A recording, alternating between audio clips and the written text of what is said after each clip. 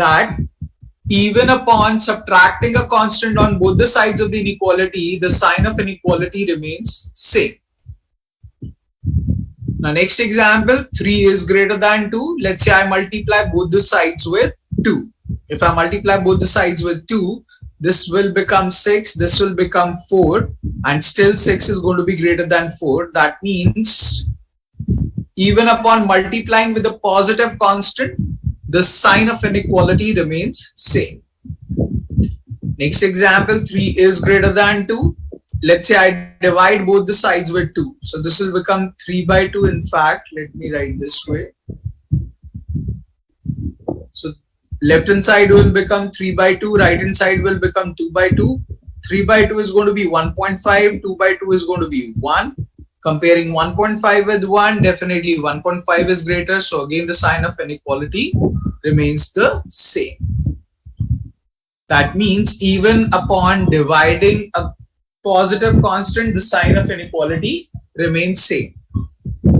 Now the final thing, if 3 is greater than 2, let's say I multiply both the sides with minus 1. So this will become 3 multiplied by minus 1. This will become 2 multiplied by minus 1. This will become negative 3. This will become negative 2. And now negative 2 is going to be greater than negative 3.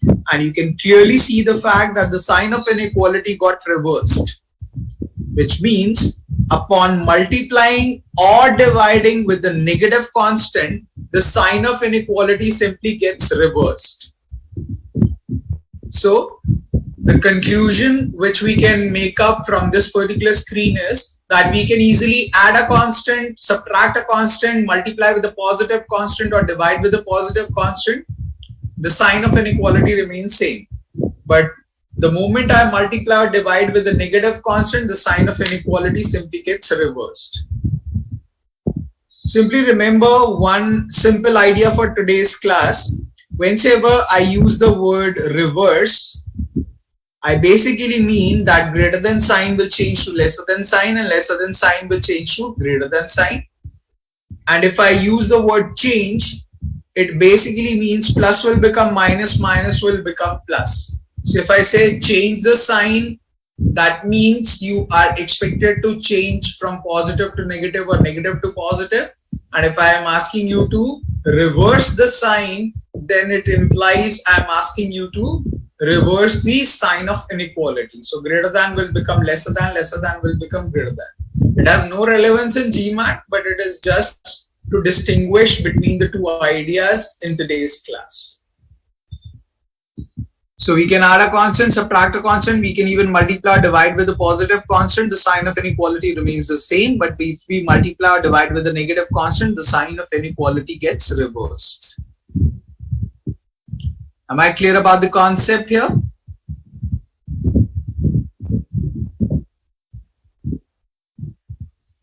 Great. Quickly note down the idea and then we'll move on.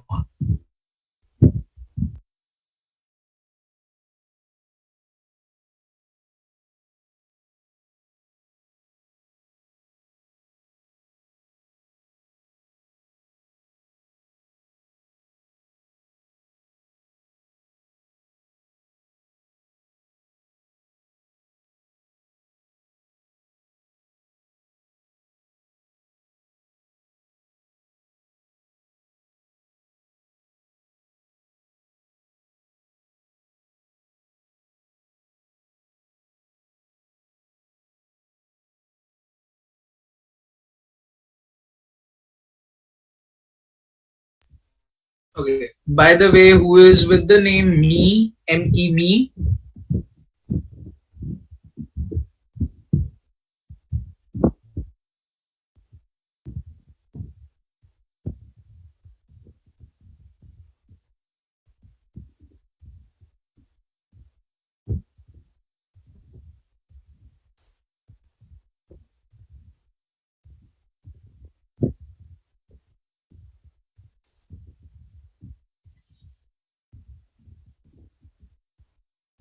Okay.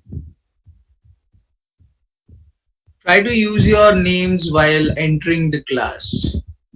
It's okay otherwise. No worries. Okay. Done with it? Shall we move on?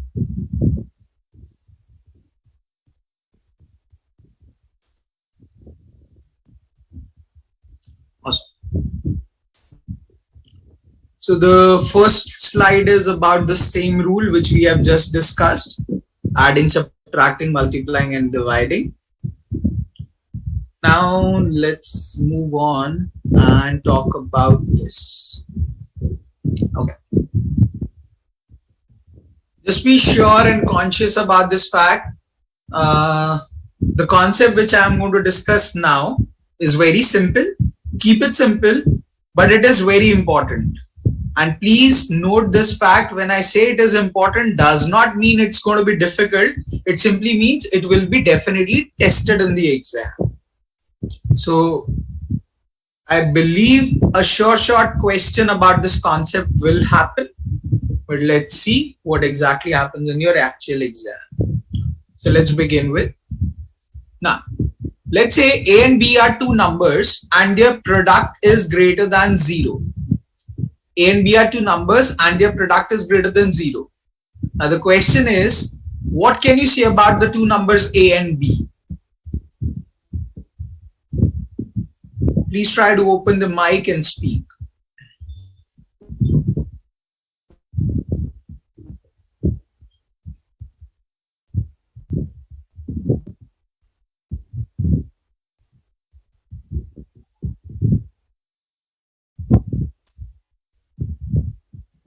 A and B are two numbers and their product is greater than 0. What can you say about the two numbers A and B?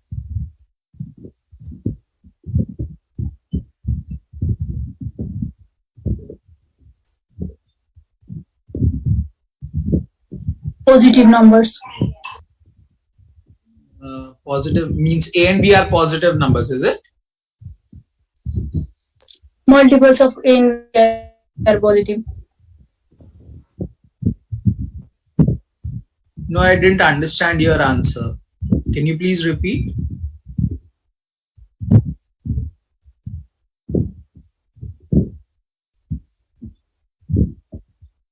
Both number must be positive or both negative. Okay.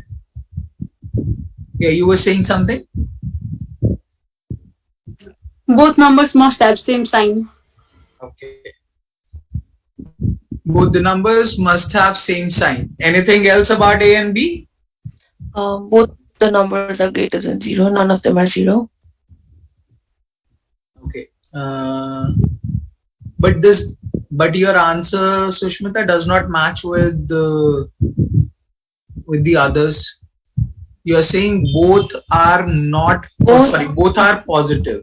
Yeah, both are positive numbers greater than 0. Why? -3 multiplied by -2 is what? +6. But both are not positive.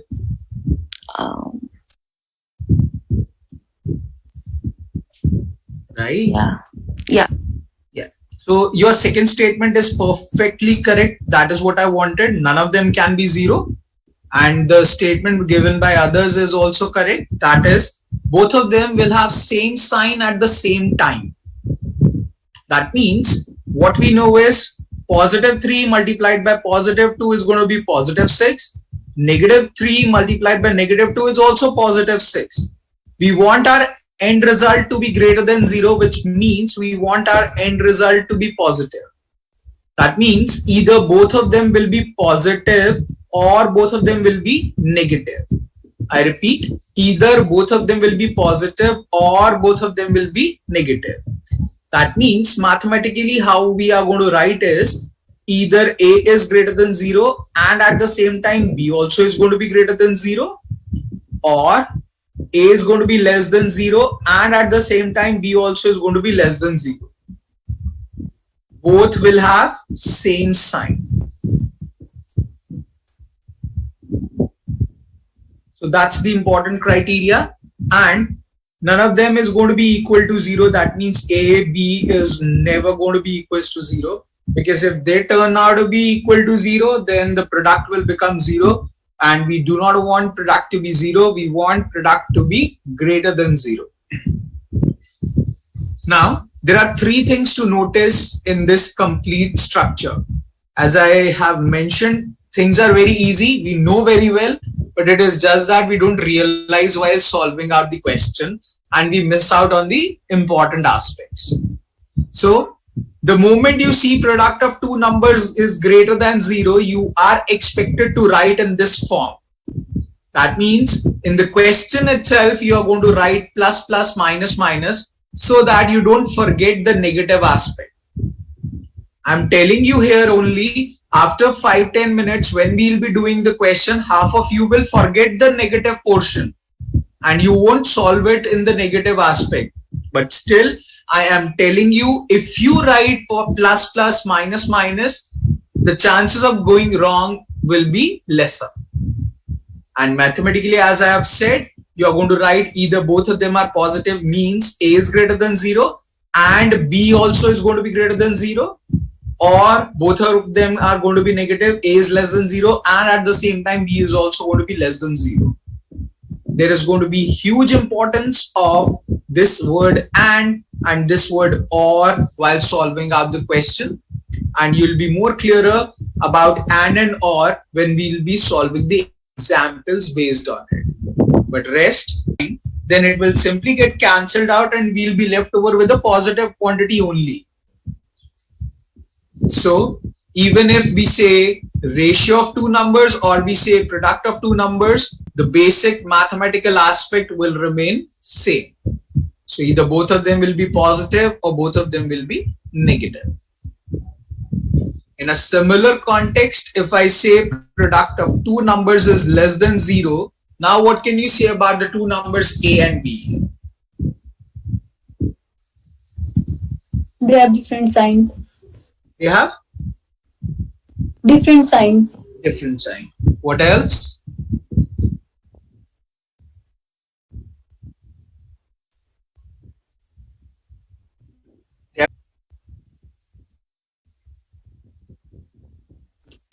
They are not equal to 0. Very nice. They are not going to be equal to 0. So out here, we are going to write it in this will have different sign at the same time. So the point is, mathematically you will say A is greater than 0 and at the same time B is going to be less than 0, or A is less than 0, then at the same time B is going to be greater than 0. Point is this much simple, both will have different sign.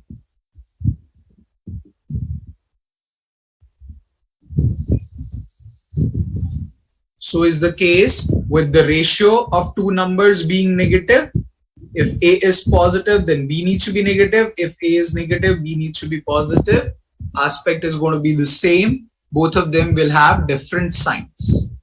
And here also we are going to talk about the same thing, that is A and B both cannot be equals to 0.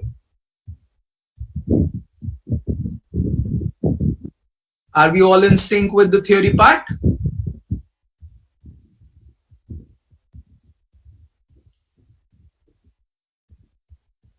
Awesome. Quickly note down the idea as it is and then we'll move on. Again, I'm mentioning this is an important theory point. So please write it as it is. I'll give you a minute to note down here.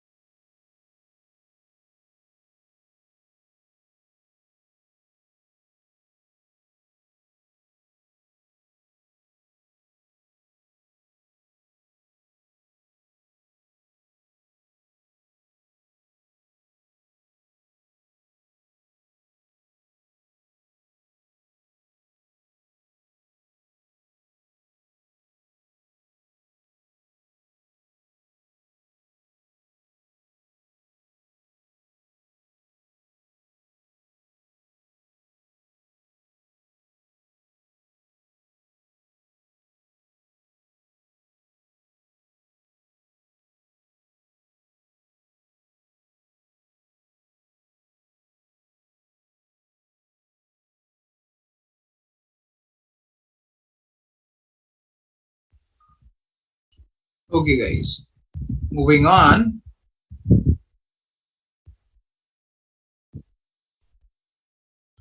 Now, increasing up the level. If I say A and B are two numbers and their ratio is greater than 1. Now, what can you say about the two numbers A and B?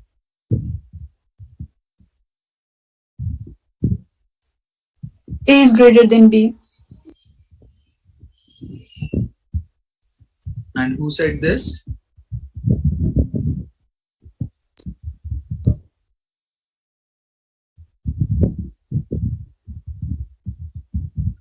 I'm sorry, I didn't recognize who said this. A is greater than B. Me, Jyoti. Me. Okay. Yeah. Okay, Jyoti. Now, a small request and a suggestion from my side. Whenever a question is asked, either in class or in the exam or in the actual exam, while doing test or anything, you are never expected to answer the GMAT question in less than 30 seconds. If you do so, you are already wrong.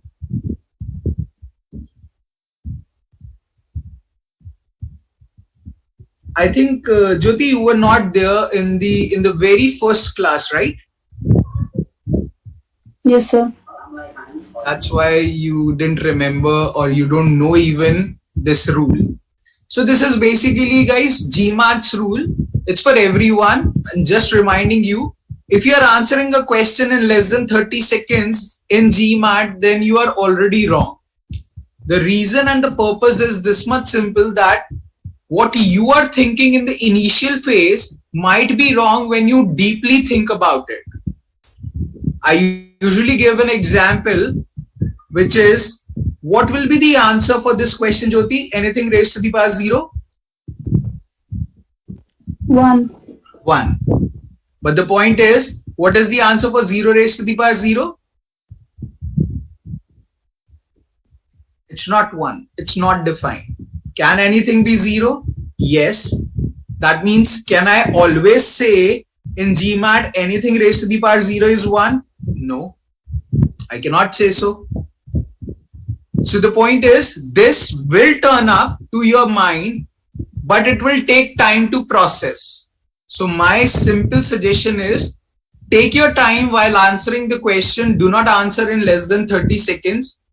If you answer in less than 30 seconds, you might go wrong. So let your mind process everything, all the things, and then you answer. This is basically, ideally, this is your human brain processing rule.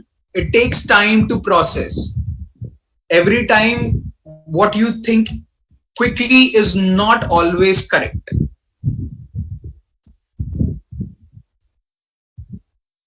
Okay, so now let us talk about this particular expression. Now you guys can answer this question quickly. If I say ratio of the two numbers A and B is greater than 1, what can you say about the two numbers A and B?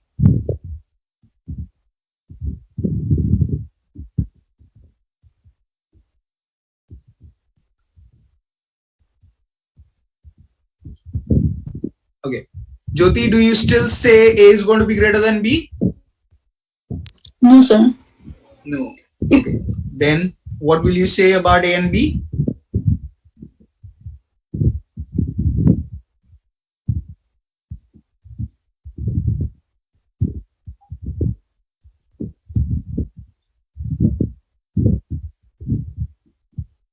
Okay, Sandeep, what does that mean? Same number with same sign? Same number with same sign.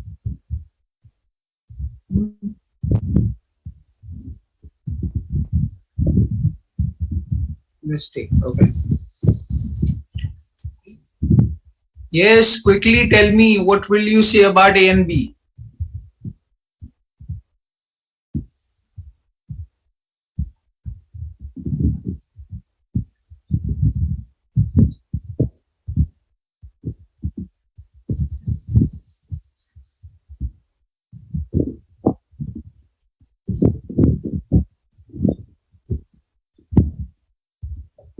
Okay.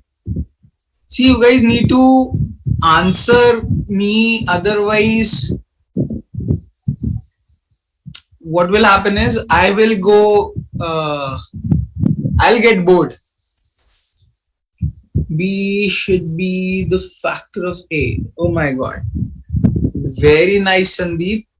And why is it so? 10 divided by 9 is greater than 1 and 9 is not a factor of 10.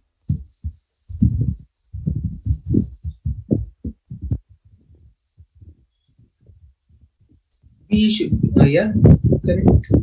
10 divided by 9 is greater than 1 because 10 divided by 9 will be 1 decimal something and it will be definitely greater than 1, but unfortunately 9 is not a factor of 10. Okay.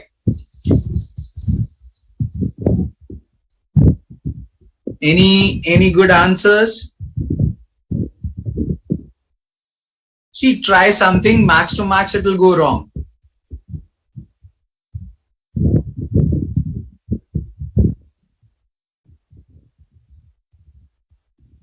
Okay, let us begin with. So basically, discussing this concept, basically it has two-folded reasons. What are the two reasons of it? First of all, initially what turns up to my mind is B is in the denominator, so it should be taken towards right hand side, which basically means it will become A is greater than B if you take B to the other side. But the point is, mathematically, it is wrong. Actually, you cannot take things from one side to the other side. If you wish to do that, you basically need to remove B from the denominator. And for removing B from the denominator, you can simply multiply both the sides with B.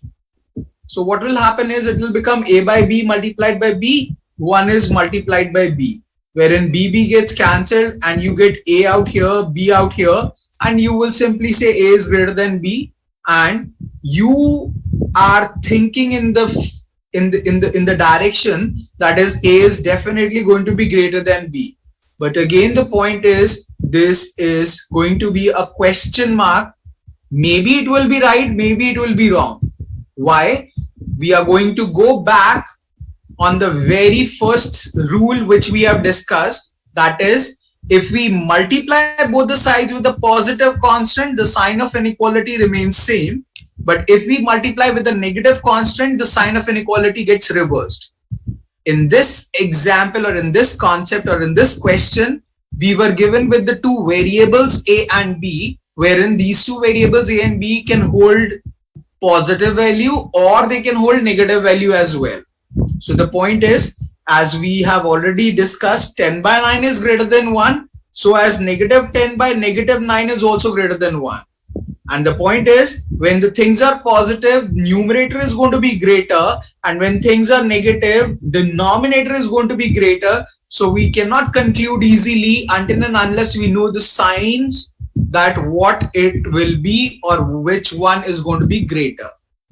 But yes, one thing is for very sure, had it been A by 5 is greater than 1, then I can definitely say A is greater than 5, because in out here, I particularly know this fact that 5 is a positive quantity, so can be multiplied both the sides easily. So now what will be the end result or end situation? Just give me a sec.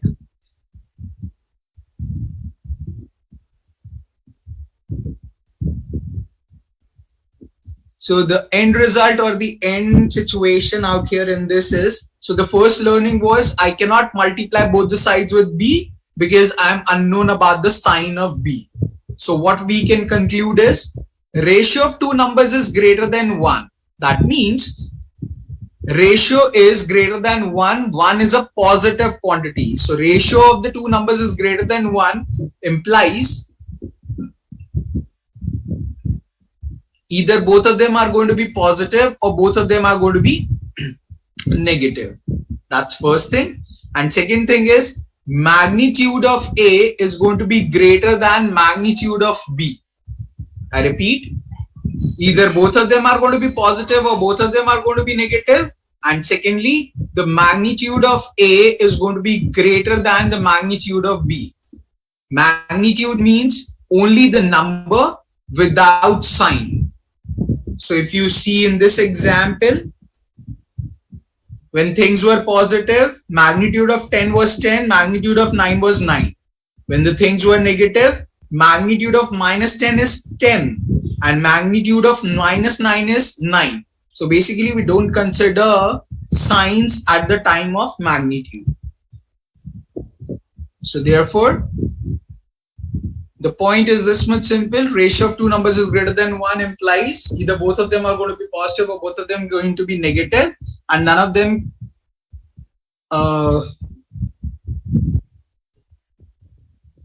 obviously none of them can be equal to 0. And finally, magnitude of A is going to be greater than magnitude of B.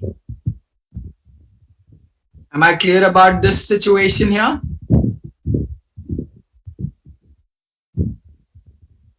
Awesome. 30 seconds to note down and then we'll move on.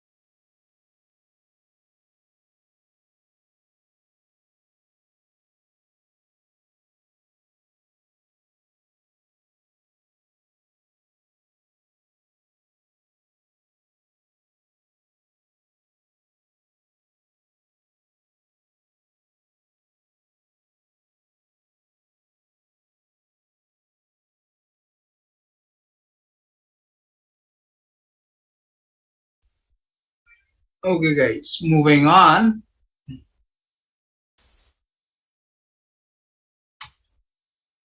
Now, let's say there is a number as negative A. There is a number line, 0 in between. Now, where will you place this number negative A on this number line?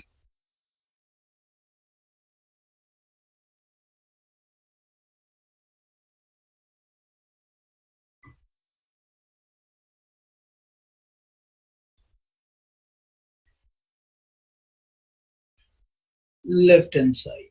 Okay. Anybody else?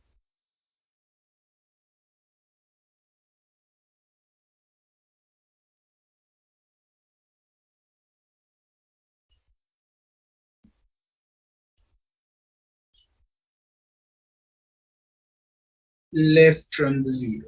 Okay. Another question. Let's say there is a number A. There is a number line. Where will you place A on this number line?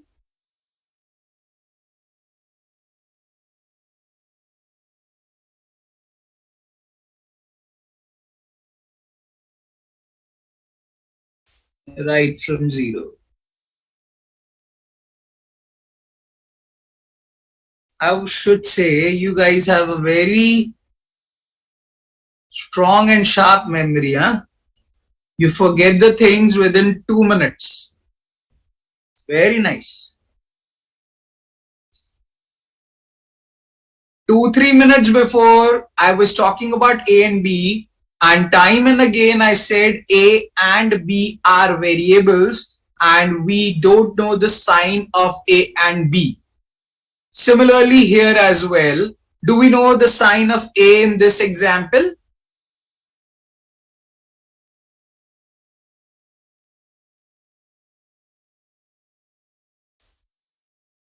If we don't know the sign of A, then how can you say A will be placed on the right?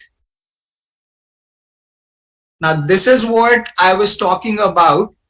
First you said something else and then later on you realize that you are wrong. because your mind started processing about it and eventually you got to know that you are wrong, something else is right.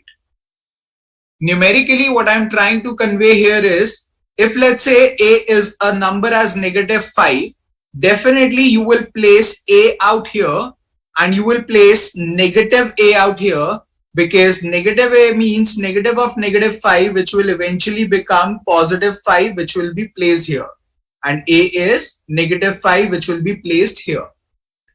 Similarly, in this example as well, if a is -5, if a is already -5, then obviously negative a will become negative of -5, which will be +5.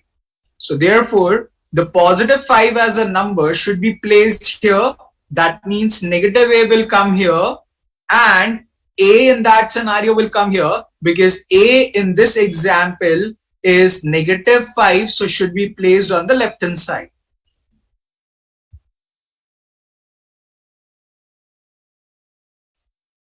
Just a second, guys.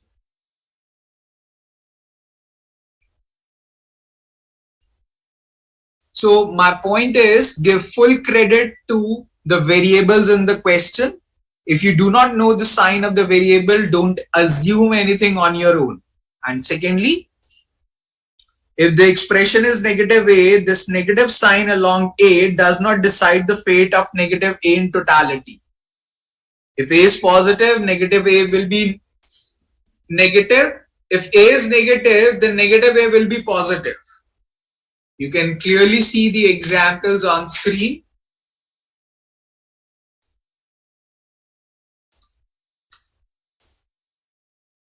So guys, am I clear about the idea here?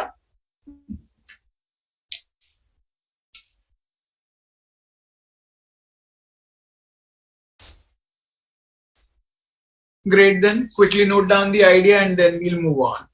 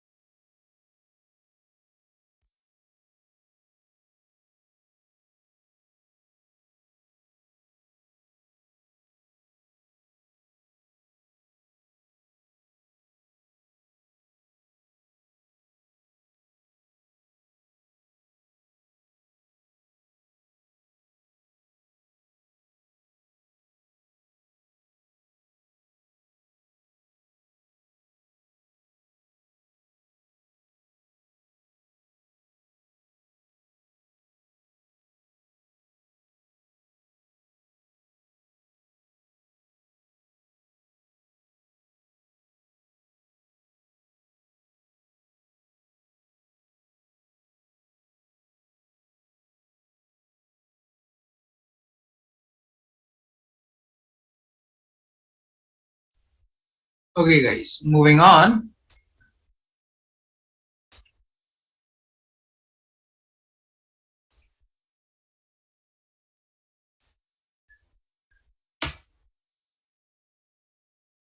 Now there is a question for you guys. Question goes like this way: if it is given that ax is equal to bx,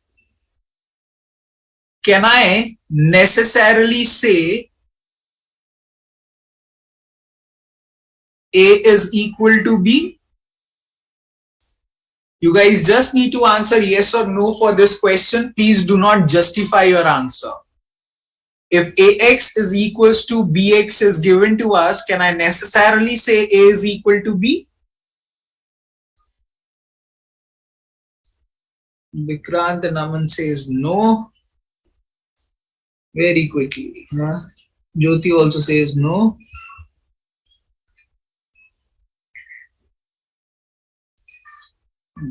Okay. Now justify. Why are you saying no? The value of x can be 0 as well. So what?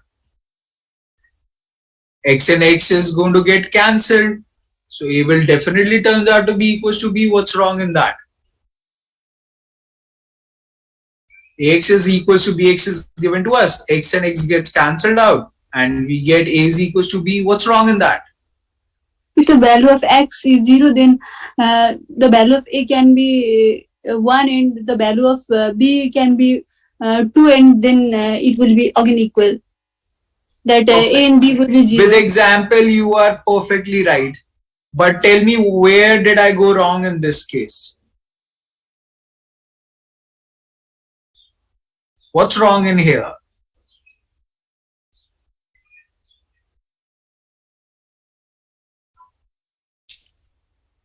Either A can be equal to B or A can be equal to 0. X can be equal to 0.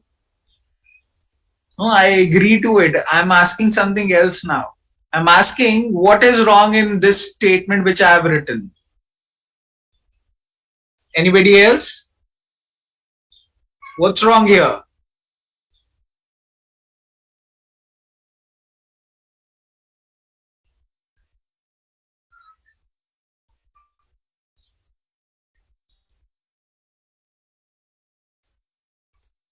So the wrong part out here is cancellation of x. Again, let me tell you this fact that cancellation of anything on the two sides mathematically is wrong. So if we are given ax is equals to bx, and if we wish to cancel x on both the sides, then it implies I need to divide both the sides with x. So this will be divided by x, this will be divided by x, wherein x and x gets cancelled and it will give me a is equals to b. Time and again, Jyoti is specifying the fact that x can be 0, which implies we cannot divide both the sides with x in that situation. Because if we divide a particular number by 0, then obviously it will turn out to be not defined and this situation will go wrong. So the very first rule about GMAT is you cannot plug in numbers to solve the question.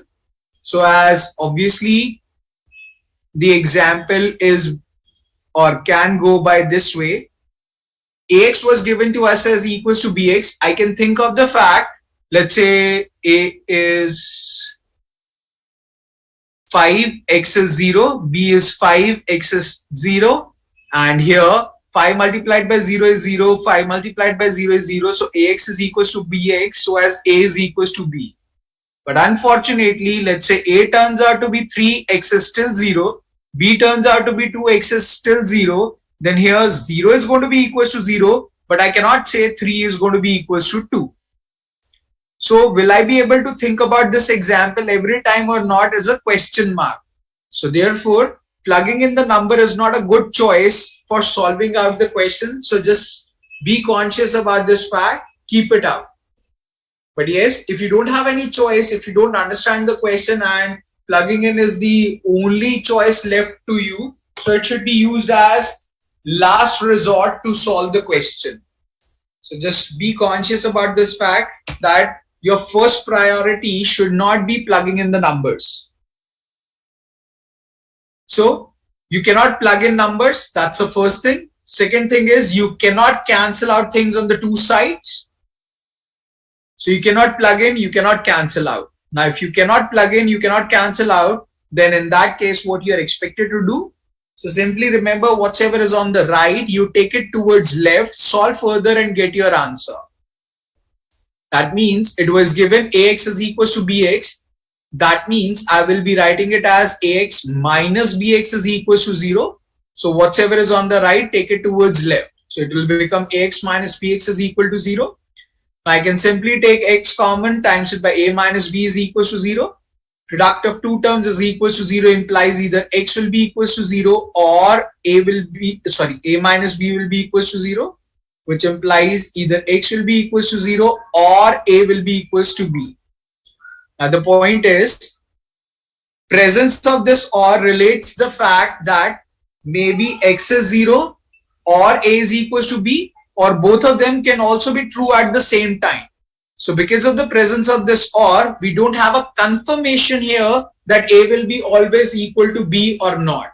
So therefore, we cannot necessarily say a is equal to b.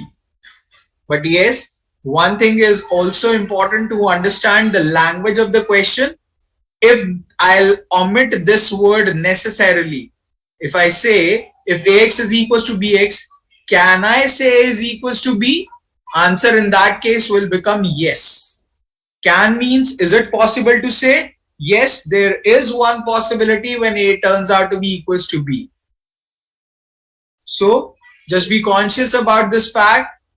The words necessarily, must be, is, definitely, all these words hold very important place in the question. So don't ignore them. Am I clear about the concept here?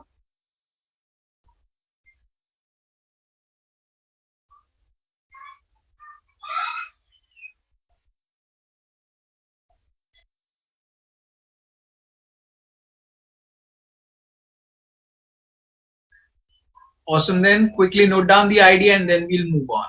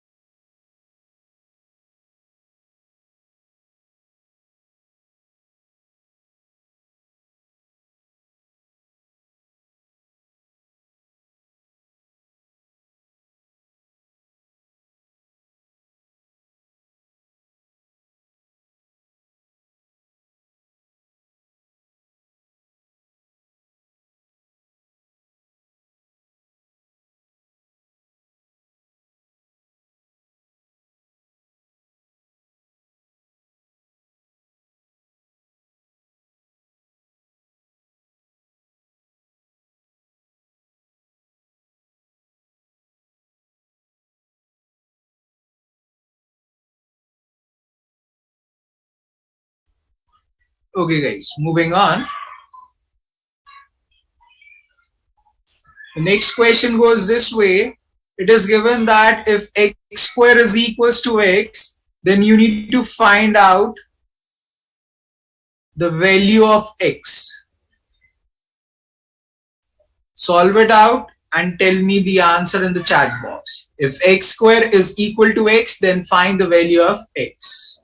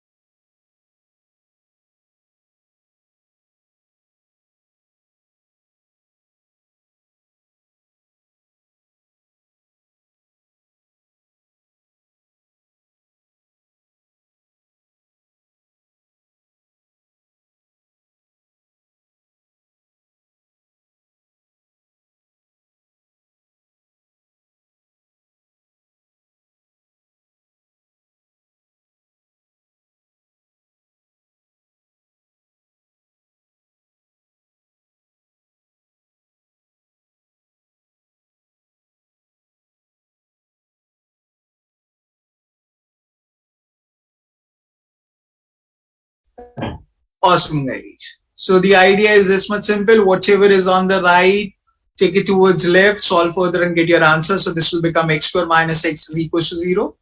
You can simply take x common, x minus 1 is equals to 0. Product of two terms is equals to 0 implies either x will be equals to 0 or x minus 1 will be equals to 0. So either x will be equals to 0 or x will be equals to 1. So this will be the answer to the question. So either it will be 0 or it will be 1. I hope things are clear here, right?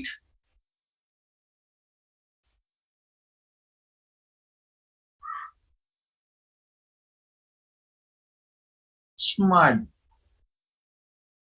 Smart guys, huh? Nice. Okay, let's level up.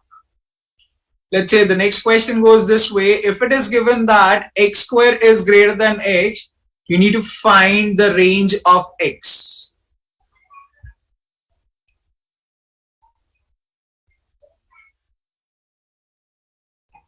So try out this question and then we'll discuss at length. If x square is greater than x, you need to find the range of x.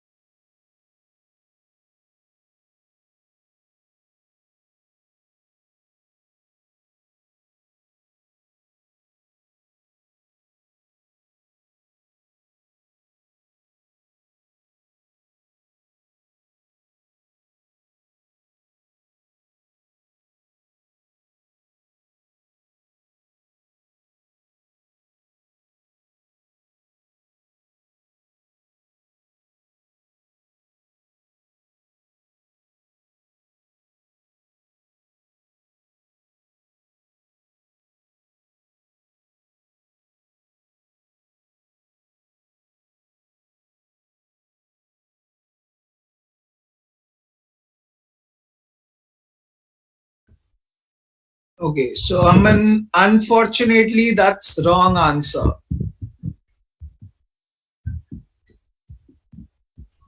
X greater than 1, x greater than 0, x is not equals to 0. Okay. So Jyoti, can it be 1?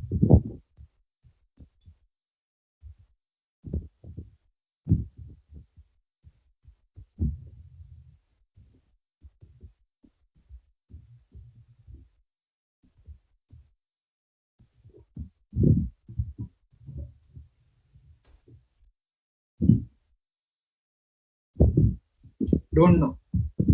Plug in 1 in this equation, 1 square will be 1 and x is certainly 1. So can I say 1 is greater than 1?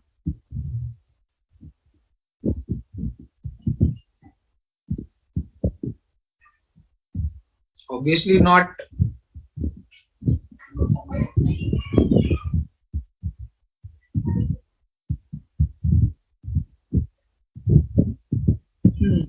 Okay. Do you remember 10 minutes before or maybe 15 minutes before I said that when we will be discussing the question based on the theory aspect, we will miss out on the negative part. Do you remember that? And that certainly you again missed out. Okay, never mind. On the contrary, if I say x square is less than x, then you need to find out the range of x. Try out this question now.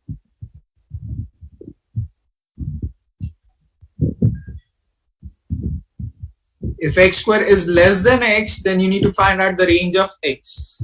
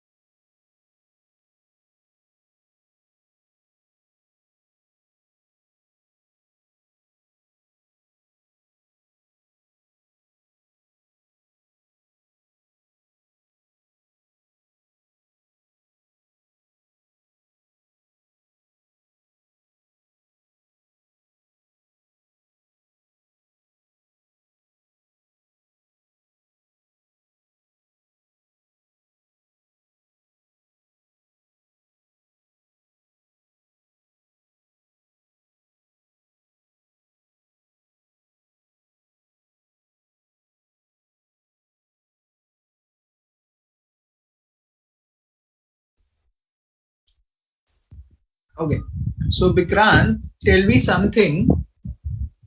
The answer which you are writing, do you yourself understand what are you writing?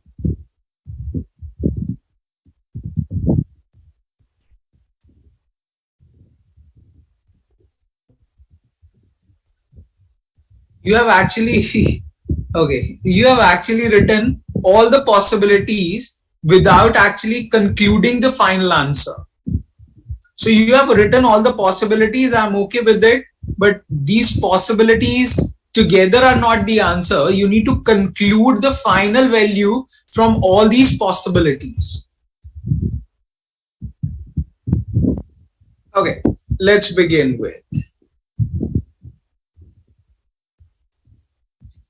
So guys, please make sure your eyes are on screen, you are listening to me, and you are not writing anything at all. Give me time, show some patience, look at the screen, learn with open mind, open heart. Whatever you have written in your copies while solving it out, keep it aside, learn new. We were given in this question that if x square is greater than x, find the range of x. So we were given x square is greater than x. So by rule, we cannot cancel out things. We cannot plug in numbers. Whatever is on the right, take it towards left, solve further and get your answer. So it will become x square minus x is greater than 0. Further, I can simply take x common, times it by x minus 1 is greater than 0. Now, we get a situation here that is product of two numbers is greater than 0. So if you see product of two numbers to be greater than 0, then you are expected to write either both of them are going to be positive or both of them are going to be negative. So you are expected to write exactly the same way which I have written on screen. You need to write plus plus minus minus so that you don't forget the negative part. Now, both of them are going to be positive, which implies x is going to be greater than 0, and at the same time x minus 1 is also going to be greater than 0, or x is going to be less than 0, and at the same time x minus 1 is also going to be less than 0. Now, the further situation is very important. Just make sure that everything is clear in your mind, and if it is not clear, open the mic and speak and ask me your doubt. Now, again I'm saying eyes on screen, focus on what I am saying and doing. First aspect says x is greater than 0, and at the same time x minus 1 is also greater than 0, which means x is greater than 1. On the number line, what do we mean by this? I'll make a number line. We have two numbers out here. One is 0, the other is 1. I want x to be greater than 0. That means any possible number greater than 0 will be my answer. And at the same time, x should also be greater than 1.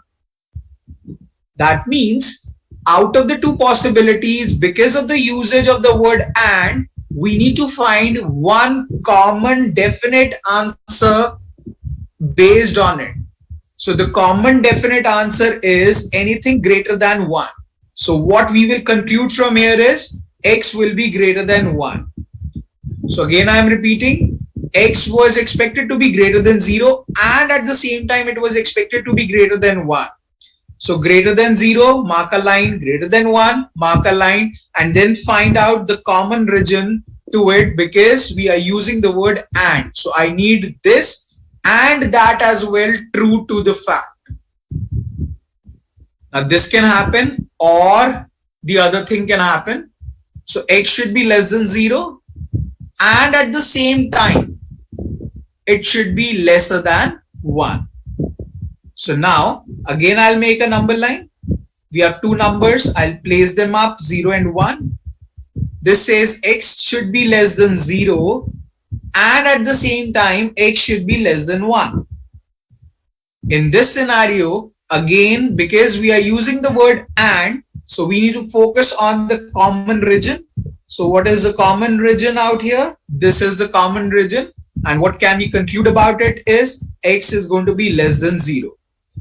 And we were expected to find out the range of x, and this will be the range of x. That is, either x will be greater than 1 or x will be less than 0. It cannot be 0, it cannot be 1, it cannot be in between 0 to 1. So I can simply say this is the number line. Here is 0, here is 1. Anything which is less than 0, anything which is greater than 1 will be the possible value. It cannot be 0, it cannot be 1, it cannot be in between 0 to 1.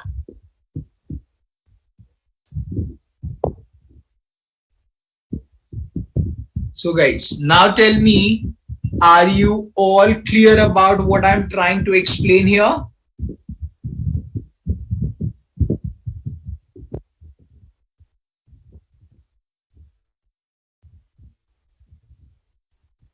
Great. Now, similarly, Try to focus on screen. Do not write. Just simply see how am I solving.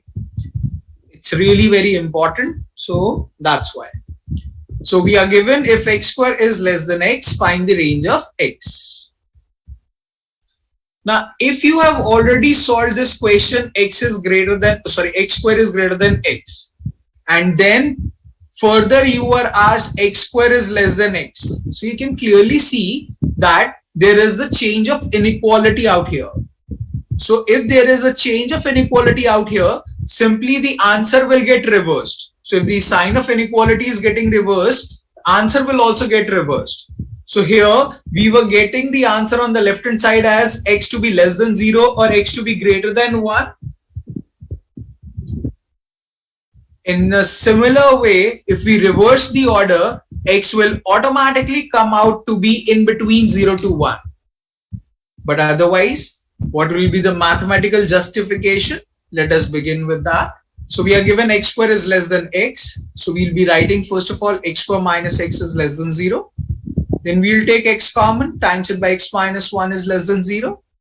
Product of two terms is less than 0 implies both of them will have different sign at the same time. That means if x is positive, then x minus 1 needs to be negative. If x is negative, then x minus 1 needs to be positive. Now, mathematically, how will we solve it? If x is greater than 0, then at the same time, x minus 1 is going to be less than 0. Or if x is less than 0, then at the same time, x minus 1 has to be greater than 0. Now, the things on the right hand side says x is less than 0. And at the same time, x needs to be greater than 1. Now, the question arises in my mind, if x is less than 0, that means we are talking about negative number. And we need that negative number to be greater than 1. Now, if x is already negative, can it be anyhow greater than 1?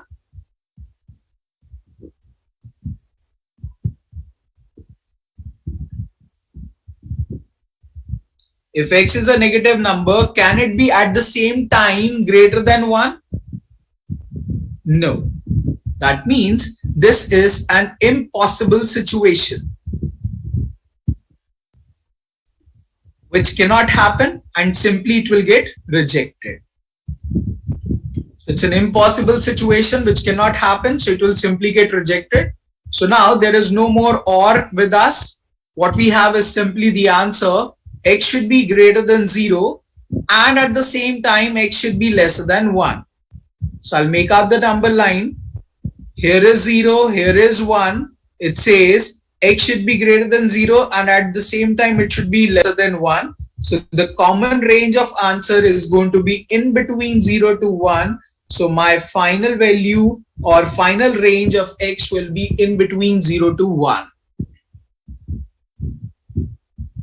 So this is what I was trying to say earlier, that the answer for x square greater than x was apart from 0 and 1. It was less than 0 or greater than 1.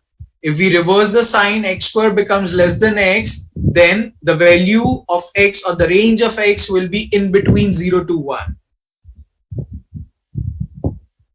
So guys, does this question also make sense to everyone?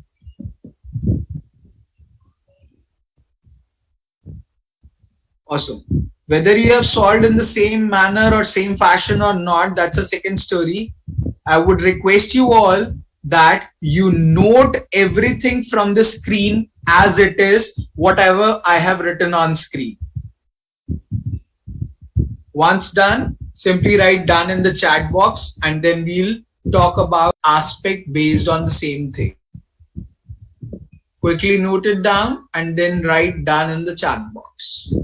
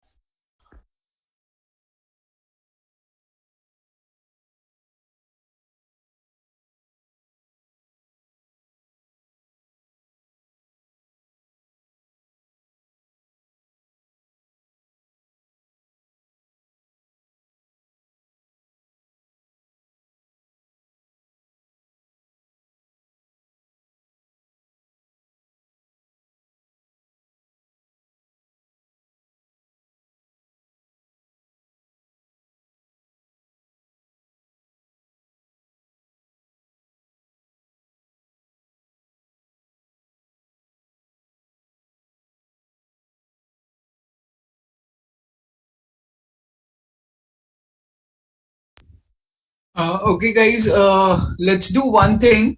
Let us take a break out here.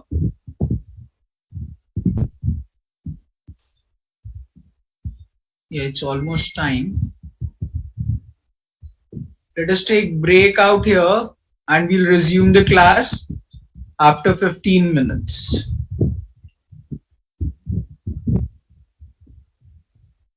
Enjoy your break. See you guys in 15 minutes. Huh?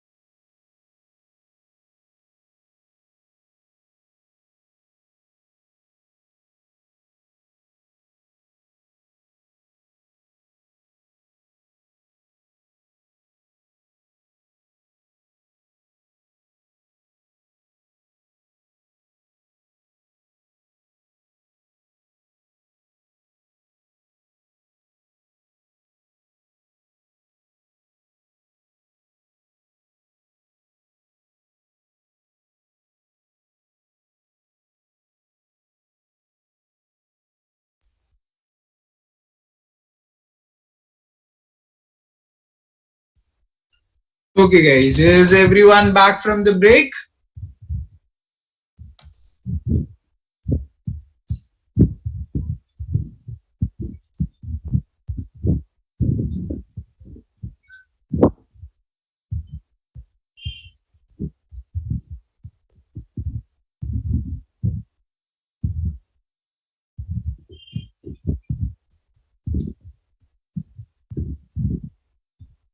Hello guys, is everyone back from the break?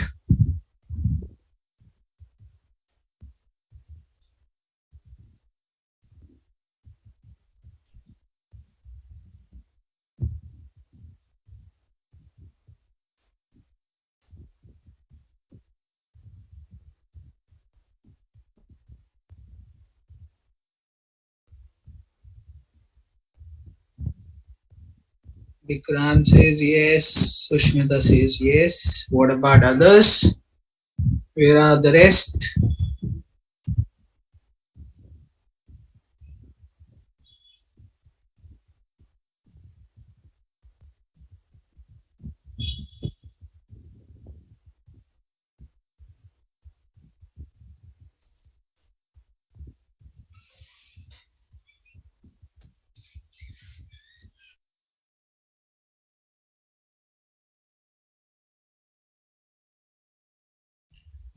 Okay guys, let us begin with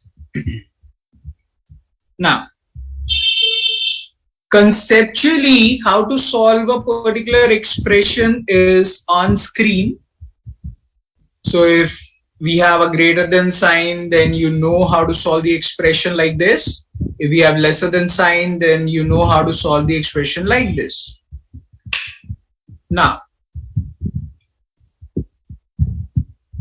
the most important point which you need to remember for your GMAT exam is that if you do this much to analyze the question altogether, then it is going to be a very lengthy process and it will take a lot of time and you will waste around 5 to 7 minutes altogether on doing everything like this. So the point is, here I would say or recommend that you should know altogether how to or what exactly will be the final answer to the situation while solving out the question. So my point is, if you see the expression like x square is greater than x, you are directly expected to remember the fact the value will be less than 0 or it will be greater than 1. Similarly, if x square is less than x, you should recognize the fact that the value is going to be in between 0 to 1. What you can further remember out here is x square is greater than x means what? It means square of a number is greater than the number itself. Now, square of a number is greater than the number itself is possible only and only if it is a negative number or it is greater than 1. It cannot be possible at 0. It cannot be possible at 1. It cannot be possible in between 0 to 1. For an instance, what we want here is square of a number should be greater than the number itself. That means if I take the example of 0.1 and square it up. So 0.1 square will be 0.1 multiplied by 0.1, which is going to be 0.01. And if you compare 0.01 with 0.1, you can clearly see 0.1 will be greater. That means if there is a number in between 0 to 1, this property will not hold true. And it is quite obvious 0 square is going to be 0 and x is 0. Then 0 is greater than 0 is wrong statement because 0 is not greater than 0. 0 is equal to 0. Similarly, if you take x as 1, 1 square will be 1, 1 is 1. So 1 is equal to 1. It is not greater than 1. So basically the point is all these facts 0, 1 in between 0 to 1 will not be true in this case. So any number which is less than 0 or any number which is greater than 1 will be true in this scenario. That's what you are expected to remember. So it's okay to remember this thing in GMAT. Similarly, if x square is less than x, that means square of a number is lesser than the number itself. If square of the number is lesser than the number itself, we are expected to remember that the value of x will be simply in between 0 to 1. Value of x will be simply in between 0 to 1. Just give me a second, guys.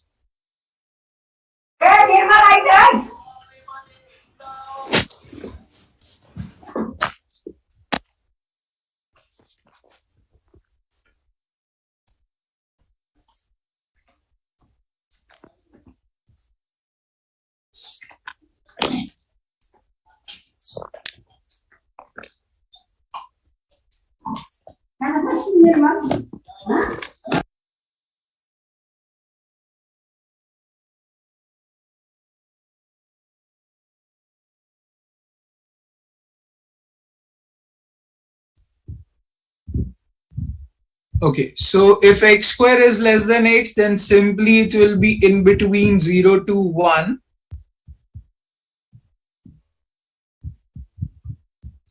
So the idea is this much simple, that not just complete storyline, you should be also remembering the end results. So if x square is greater than x, the value will be either less than 0 or greater than 1. If x square is less than x, the value will be in between 0 to 1. So this final result should be remembered by you. Am I clear on this?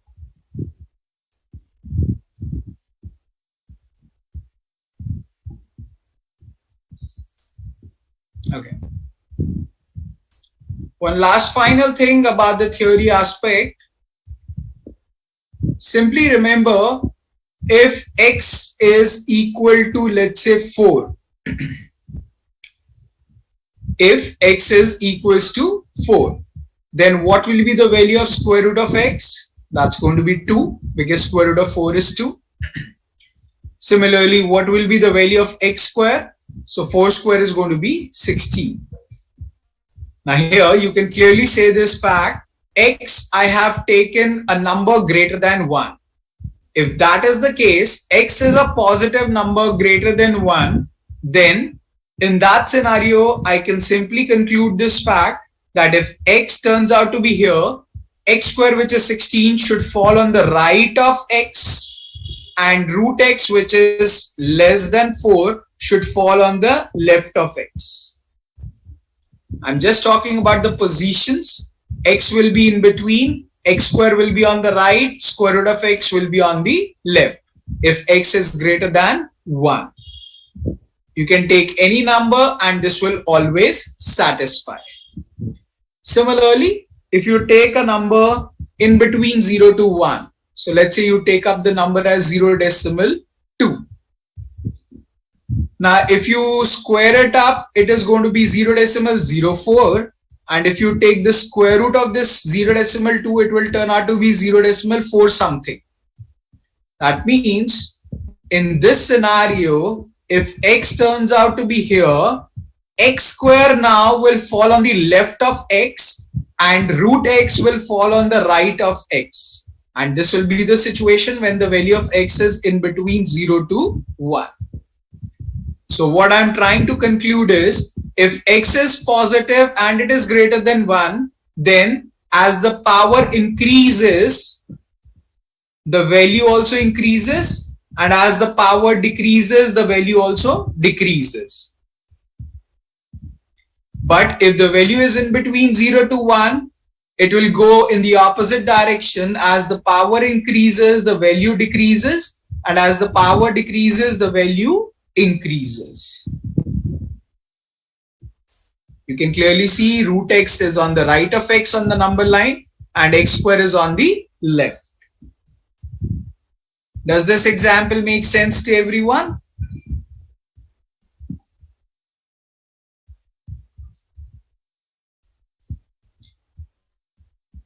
We all know that in GMAT, the maximum achievable level is 51.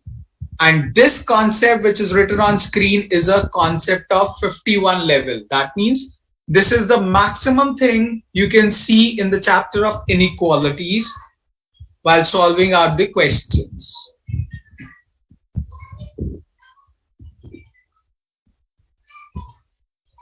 So guys, if you are clear about it, digest it, and then we'll move on. If you have any questions or queries, you can simply ask. I'll give you a minute to digest everything.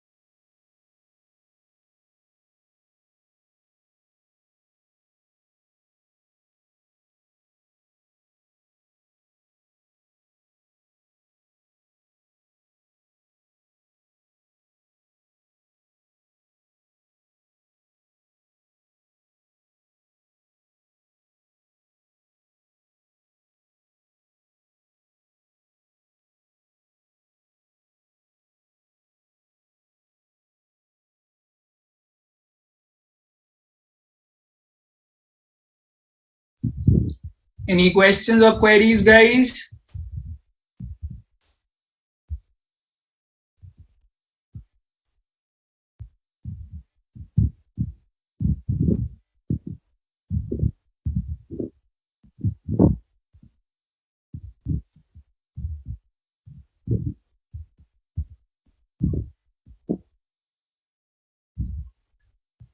Okay then, moving on.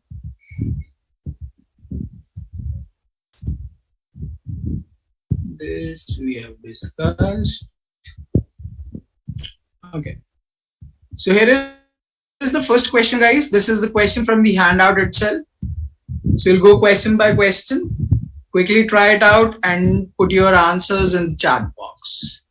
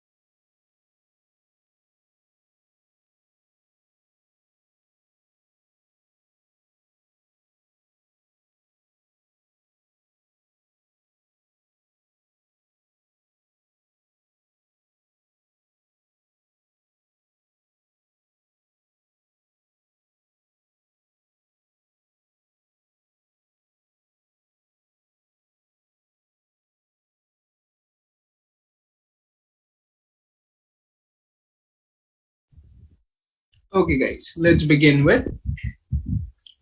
Do remember this fact that your answer is right or wrong in today's class doesn't matter much. But what matters a lot is that are you thinking the way it is required in GMAT or not? So in these questions, what I would say is your thought process is really very important. So just consciously understand and be open-minded when I am explaining the question. So This is a data sufficiency question, so we'll be writing in the form of DABCE. Question is asking, is the value of P equals to 6? Is P equal to 6 or not? So it's a yes no question. Is P 6 or no, P is not 6? Now, if you look at the first statement, it says P square is equals to 6P. So as we know, we cannot cancel out things on the two sides. Whatsoever is on the right, we take it towards left and solve further. So it will become P square minus 6P is equals to 0. Further, P is common, P minus 6 is equals to 0. Product of two terms is equals to 0 implies either P will be equals to 0 or P minus 6 will be equals to 0, which implies P will be equals to 6. So either P will be equals to 0 or P will be equals to 6. We don't have a definite answer because of the presence of this or. P might be equals to 6, P might be equals to 0. If we don't have confirmation, that means statement 1 is not sufficient to answer the question asked. So AD will be simply ruled out. Second statement says P is even. Now, if you notice, we have discussed in the previous class that the concept of even says any integer value which is exactly divisible by 2 is going to be even. Further, what we know is that integers are of three categories. It could be negative, it could be 0, it could be positive. So therefore, looking at it, P is even implies P could be negative 2, negative 4, negative 6, negative 8 and so forth. On the negative side, P could be 0, P could be positive, so it could be 2, could be 4, could be 6, could be 8 on the positive side. Question was asking, is P equals to 6? P might be equals to 6, P might be equals to something negative, P might be equals to 0, P might be something positive. We don't have a confirmation here, so therefore second statement is also not sufficient to answer the question asked, so B will be ruled out. Now statement 1 got failed, statement 2 got failed, so we need to combine the two statements. Upon combining the two statements, P will be either equals to 0 or P will be equals to 6. That means upon combining, again we will have two values for P. P could be equals to 0 or P could be equals to 6. So again, we don't have any confirmation to the question asked. Therefore, the correct answer to the question will be option E. Now, you got E as the answer, which is correct. But did you think about all these aspects or not? That is really very important. This thought process is important to solve the question, because as the question will keep on increasing its level, definitely you need to be very much focused and conscious about each and every small element in the question. So guys, am I clear about the first question here?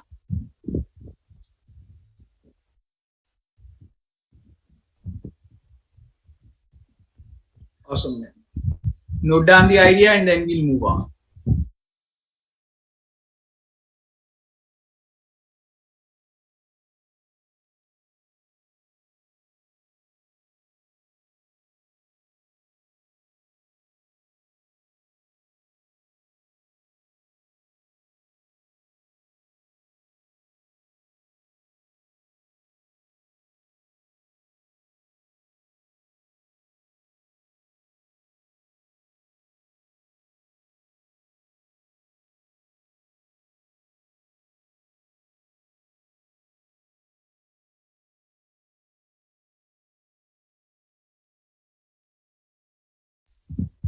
Okay guys, moving on.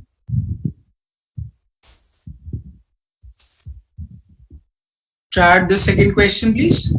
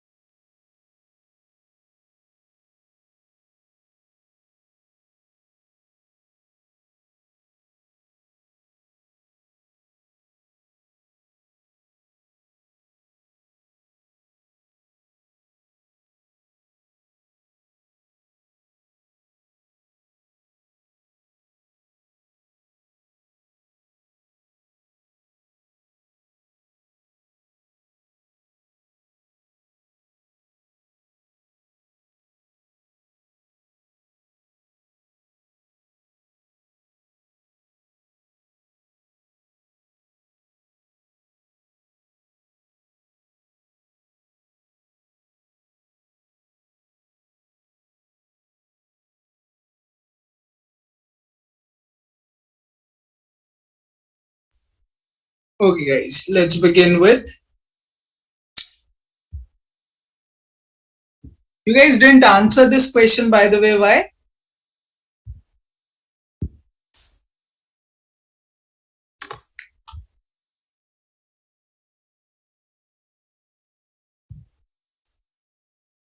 Am I audible to everyone?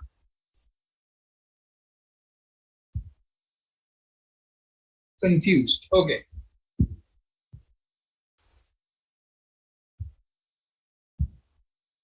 Now the question is asking, is x equals to y?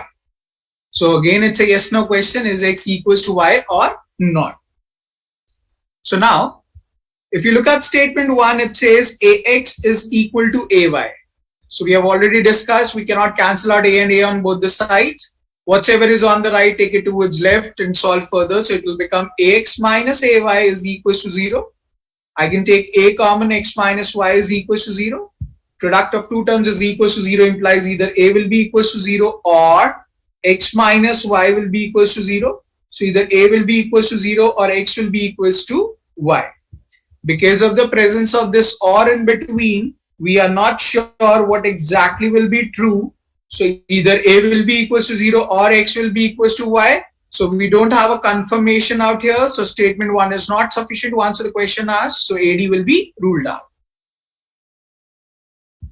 Statement 2 says a square x is equals to a square y. So again, the same thing, whatever is on the right, take it towards left. So it will become a square x minus a square y is equal to 0. You can take a square common, x minus y is equals to 0. Product of two terms is equals to 0 means either a square will be equals to 0 or x minus y will be equals to 0. If a square is equal to 0, it implies a has to be equals to 0, or x minus y is equals to 0 implies x will be equals to y. Again, because of the presence of this or in between, we don't have a confirmation whether x will be equals to y or not. So therefore, second statement is also not sufficient to answer the question asked. So B will be ruled out. Statement 1 got failed, statement 2 got failed. So we need to combine the two statements. Upon combining the two statements 1 and 2, we have the end results as a is equals to 0 or x is equals to y. So again, even after combining, there is the presence of or. So we don't have a definite answer to the question asked because either a will be equals to 0 or x will be equals to y. So therefore, C will get ruled out and the correct answer to the question will become E. So Jyoti, is your confusion over now?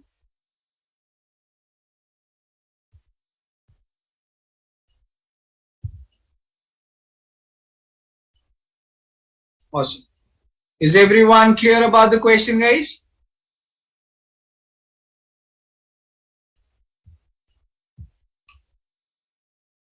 Great. Quickly note down the idea and then we'll move to the next question.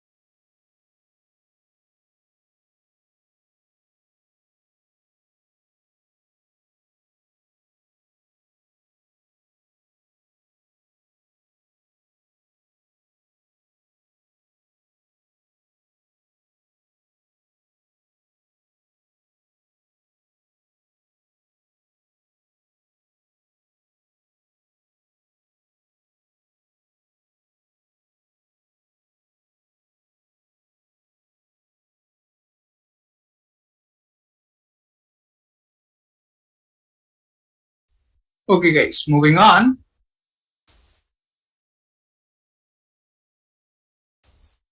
Yes, please. Try out this question now.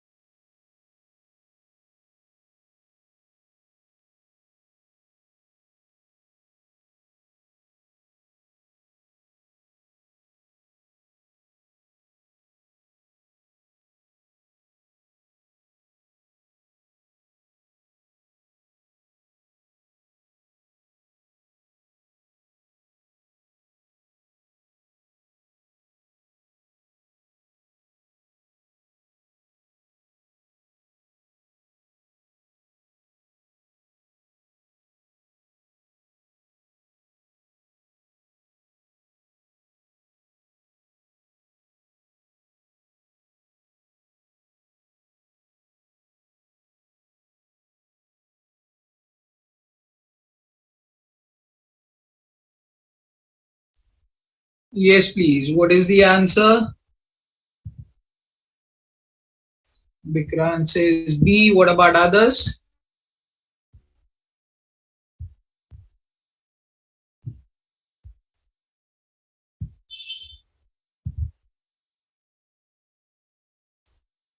Okay, let's begin with. So again, the point is same. It's a data sufficiency question. So we'll be first of all writing D, A, B, C, E. Question is asking is X greater than Y or not? Okay. Statement 1 says AX is greater than AY. So we know this fact, whatever is on the right, take it towards left. So it will become AX minus AY is greater than 0. Now you can simply take A common, X minus Y is greater than 0. Product of two terms is greater than 0 implies either both of them will be positive or both of them will be negative. That means if A is greater than 0, then at the same time X minus Y will be greater than 0, or if A is less than 0, then at the same time X minus Y will also be less than 0. So this means A will be greater than 0 and at the same time X will be greater than Y, or A will be less than 0 and at the same time X will be lesser than Y. So in the situation on the left hand side, we are getting X to be greater than Y. In the situation on the right hand side, we are getting X to be less than Y. And in between them, we have a sign of OR. That means we don't have confirmation about the fact X will be greater or smaller. So therefore, statement 1 will be ruled out. It's not going to be sufficient to answer the question asked. Looking at the second statement, it says A square X is greater than A square Y. Again, the same thing will happen. Whatever is on the right, take it towards left, solve further. So it will become A square X minus A square Y is greater than 0. Next is I will take A square common and A square multiplied by X minus Y will be greater than 0. This is it. So it will be A square common, X minus Y is greater than 0. Now we know product of two terms is greater than 0 implies either both of them will be positive or both of them will be negative. Fortunately or unfortunately, we know this fact that square of a number is always greater than or equals to 0. It can never go negative. Square of a number can be 0 or it can be positive. It can never go negative. So if A square can never go negative, that means this situation is not possible. If this is not possible, then that means this complete situation is not possible. And if the complete situation is not possible, it will simply get rejected. So both are going to be negative, will be simply rejected, and we'll be left over. Both are going to be positive at the same time. So A square will be greater than 0.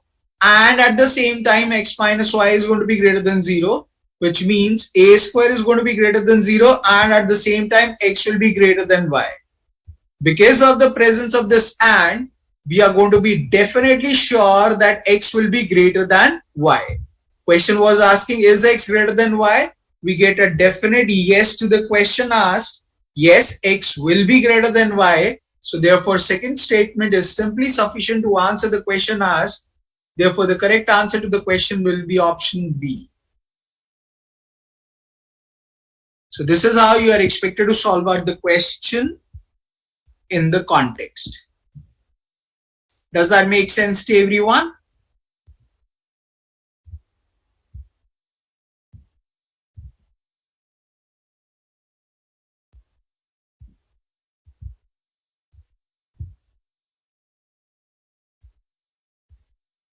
Awesome then. Quickly digest the idea and then we'll move on.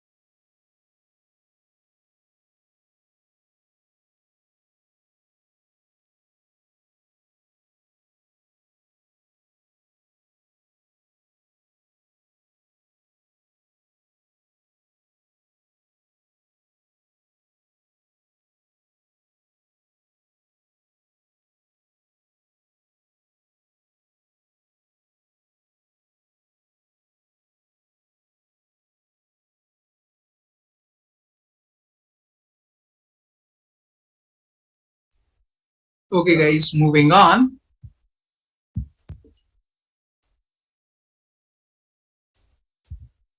Yes, please. Now try out this question.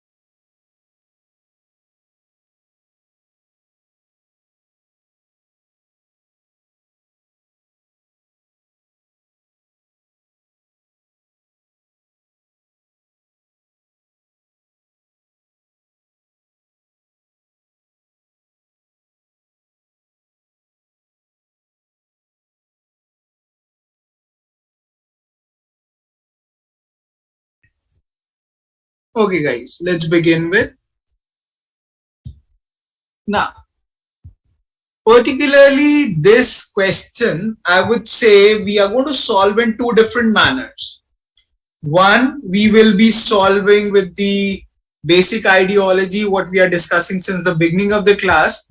And second, we are also going to discuss a smarter way of looking at the situation. So let us begin with it. It's a data sufficiency question, so it's going to be DABCE. Question is asking, is P greater than Q or not? Statement 1 says P by Q is equal to 8 by 7. So if P by Q as the ratio is equals to 8 by 7, simply it turns up to my mind for the first time that P is going to be equals to 8 and Q is going to be equals to 7. But unfortunately, that's not true. Point is, ratio is given to us as 8 by 7. So the values could be 8 by 7, could be 16 by 14, could be minus 8 by minus 7.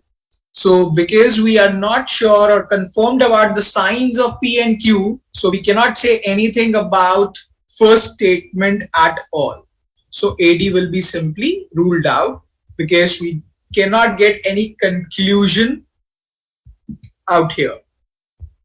Even if you say cross multiply both the sides and make it 7P is equals to 8Q, then also you cannot conclude anything because unfortunately P and Q are variables and we do not know the signs of P and Q. Simple as that. Now looking at the second statement, it says P square is greater than Q square.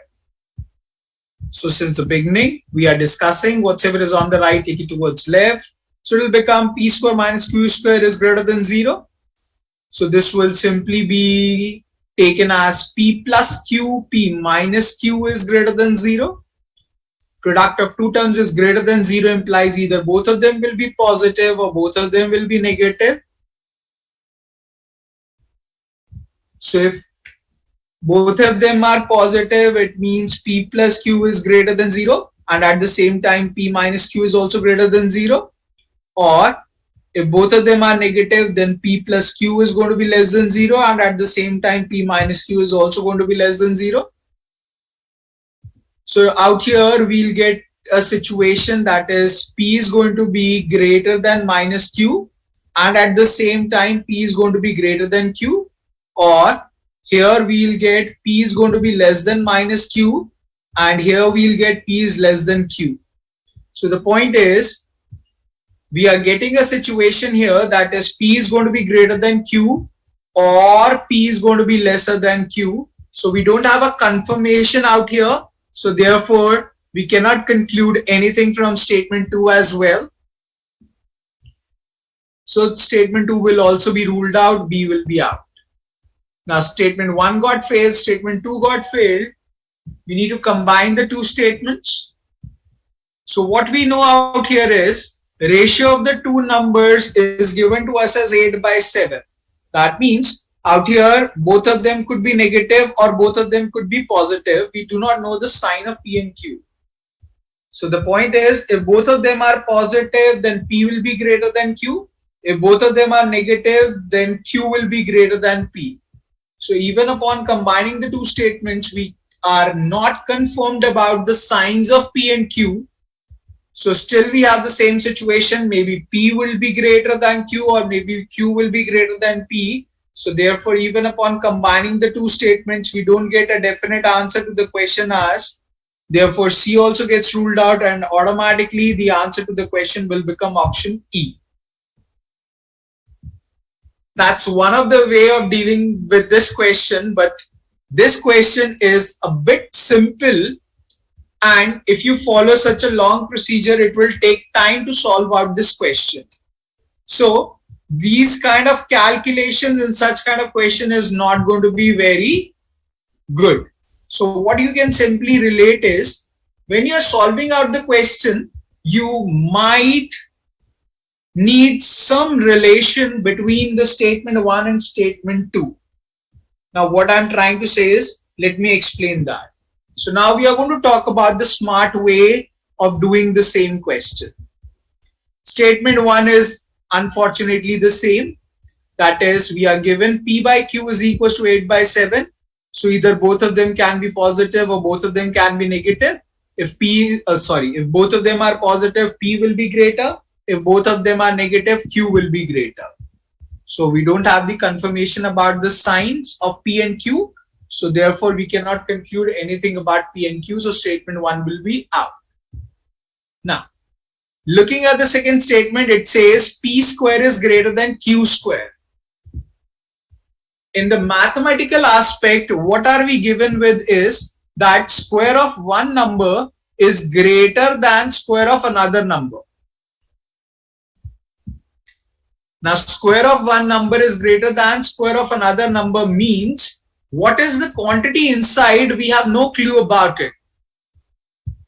P could be positive, P could be negative. Similarly, Q could be positive, Q could be negative. Basically, my point is there will be 4 different situations which can happen. It could be the situation both P and Q are positive, so 8 square is greater than 7 square. So clearly in this situation, 8 is greater than 7. It could be the situation 8 square is greater than minus 7 square. So herein 8 is definitely going to be greater than minus 7. It could be the situation minus 8 square is greater than minus 7 square. Herein now minus 8 is going to be lesser than minus 7. It could be the situation that negative 8 square is greater than 7 square. Here again negative 8 is going to be lesser than 7.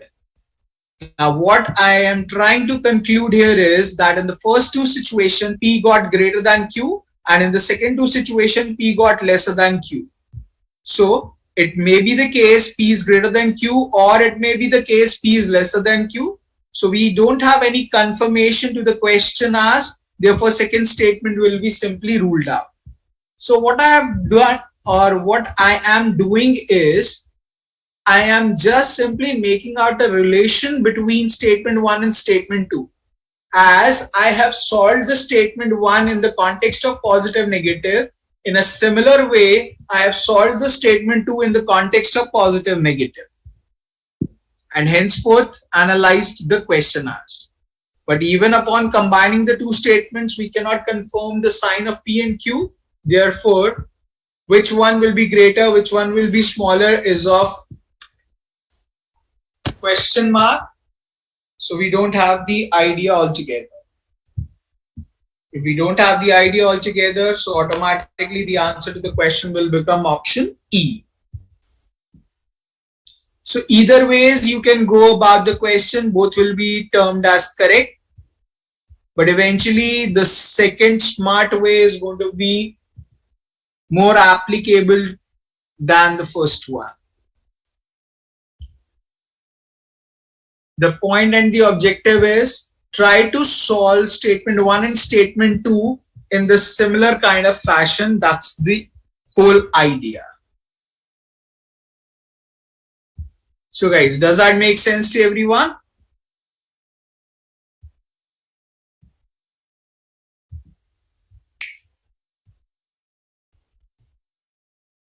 Great, then note down the idea and then we'll move to the next one.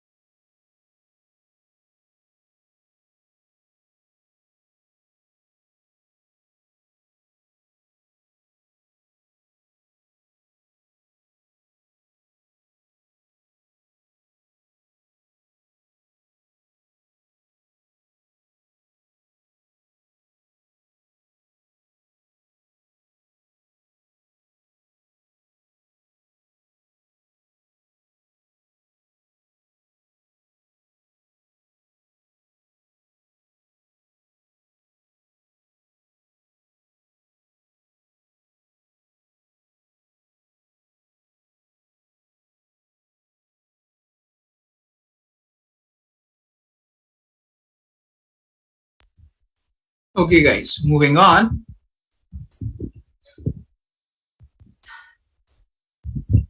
Now try out this question please.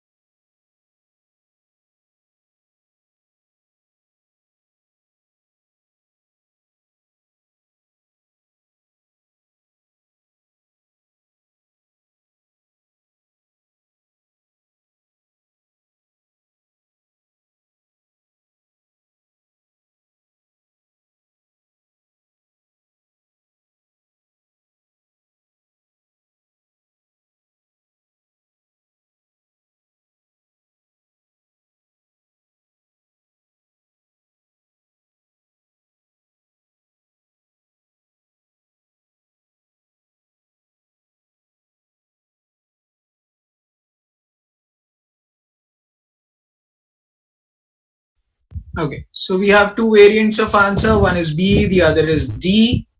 Let us see and analyze the correct answer to the question. So in this question as well, first of all, I'll solve how you have thought about it, and then I will solve how it is expected to be solved. Now the question is asking, is Z an odd integer? Is Z an odd integer? Now in this particular question, when he is asking Z an odd integer, actually there are two questions involved in it. One is odd and the other is integer. We are not given with the fact Z is already an integer. We need to prove first Z to be an integer and then prove it to be odd or even. So that's the question which you need to understand. If you have thought in that direction, then it is perfectly fine. Otherwise, it's important to understand. It is asking you, is Z an odd integer or not? He's not telling you Z is already an integer, prove it to be odd or even. He's asking you, is Z an odd integer, means you need to figure out whether Z in the first place is an integer or not. Then you need to figure out whether it is even or odd. Now, the way you must have solved it is, statement 1 says 3Z is an odd integer. 3Z is an odd integer. So you must be thinking on the ground that 3 is odd, Z is going to be odd, then only odd multiplied by odd will give you odd answer. But unfortunately, you will forget, or you might have forgotten this fact, 3 multiplied by 1 gives you 3, which is an odd integer. So as 3 multiplied by 1 by 3, wherein 3 and 3 gets cancelled out, also produces 1, which is an odd integer. The final result in this situation is 1, which is an odd integer. But in the first place, Z is not even an integer. Even odd is a second story altogether. So will you be able to think about these possibilities or not during the exam? It's going to be a question mark. That is why time and again we are specifying the fact that please do not plug in values to find out the answer in the question. That's not going to be the correct way, because nobody is going to tell you that you need to think about fractions as well. So by default, what is the correct and the good procedure to solve out this question? So the question is asking, is Z an odd integer or not? So we need to see and figure out. First statement says 3Z is an odd integer. We are expected to figure out what Z is going to be. So first of all, we are going to remove 3 from the left hand side. 3 is getting multiplied with Z. So if I take it to the other side, Z will be equals to odd integer divided by 3. Okay. Now, what is odd integer? We have no clue. It could be 1 by 3. It could be 3 by 3. It could be 5 by 3. It could be many more. Now, what exactly is the odd integer? That means what exactly is the numerator? We have no clue about it. It could be a fraction. It could be an integer.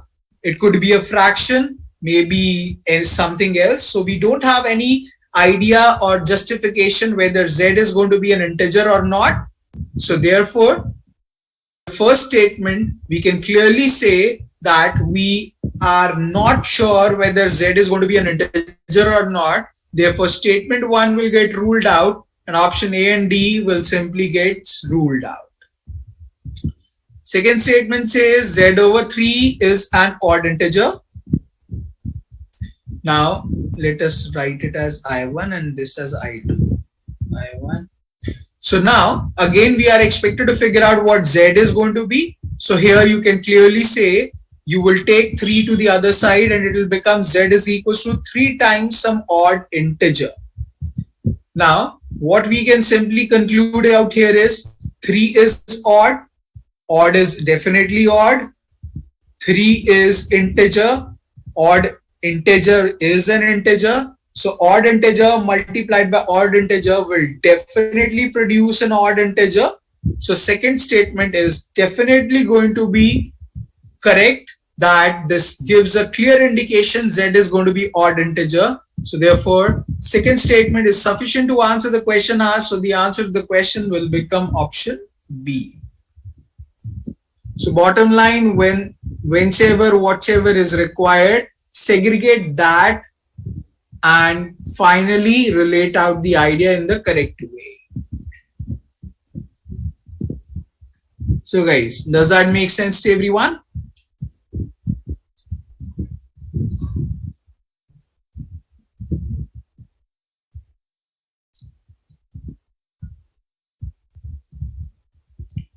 Awesome then. Quickly note down the idea and then we'll move on.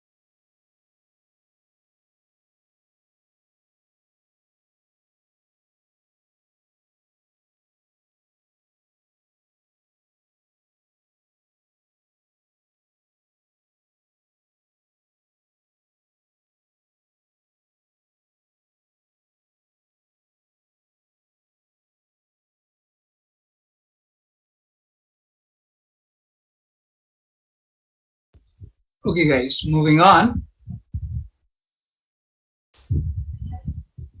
Now try out this question please.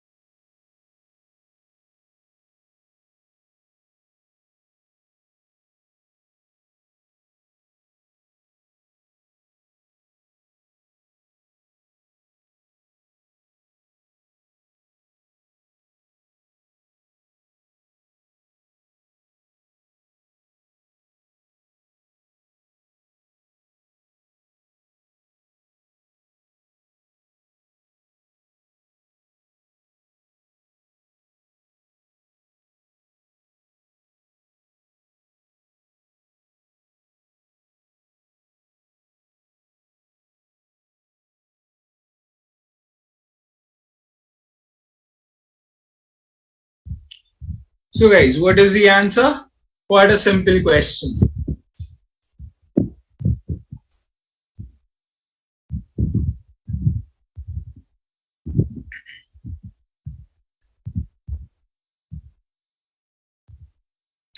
Okay,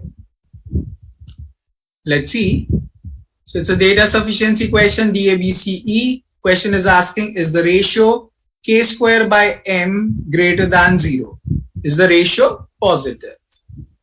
Numerator is k square, denominator is m, and we are expected to find out whether this ratio is positive or not. Statement 1 says the value of k is in between -3 to 5. Okay, the value of k, that means the numerator is going to be in between -3 to 5. But what is m in statement 1? We have no clue about it. Squaring up k will give you a positive quantity, but what is m? Could be positive, could be negative. We don't have any clue about it. So therefore, first statement is not going to be sufficient to answer the question asked. So AD will be ruled out. Second statement says the value of M is in between 2 to 4. Okay. So value of M is going to be in between 2 to 4. That means M could be something negative, M could be something positive. We have the ratio k square by M. That means it could be k square by something positive or it could be k square by something negative. That means it could be a positive number or it could be a negative number. So again, we don't have a confirmation because it could be either positive or it could be negative. So therefore, second statement also is not sufficient to answer the question asked. So B will be ruled out. Statement 1 got failed, statement 2 got failed. So we need to combine the two statements. Now statement 1 gives you the value of K and statement 2 gives you the value of M. But value of M could be positive, could be negative. So combining K square by M could be again positive or could be negative. So we don't have any confirmation about the ratio being positive or negative. Therefore, option C also gets ruled out because even upon combining the two statements, we don't get a definite answer to the question asked. So therefore, the correct answer to the question will become option E. So guys, does that make sense to everyone?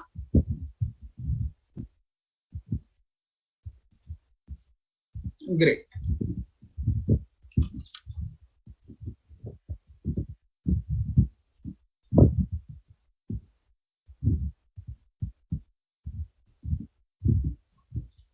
Quickly note down the idea and then we'll move to the next one.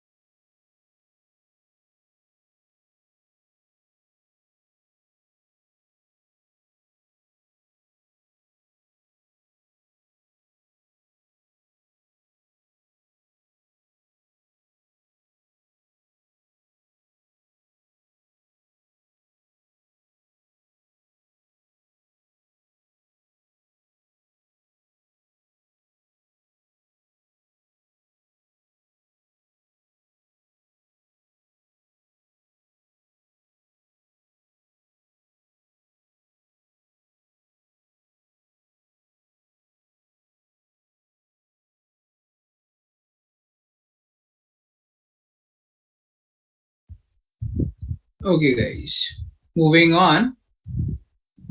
Rising the level up. Try out this question please.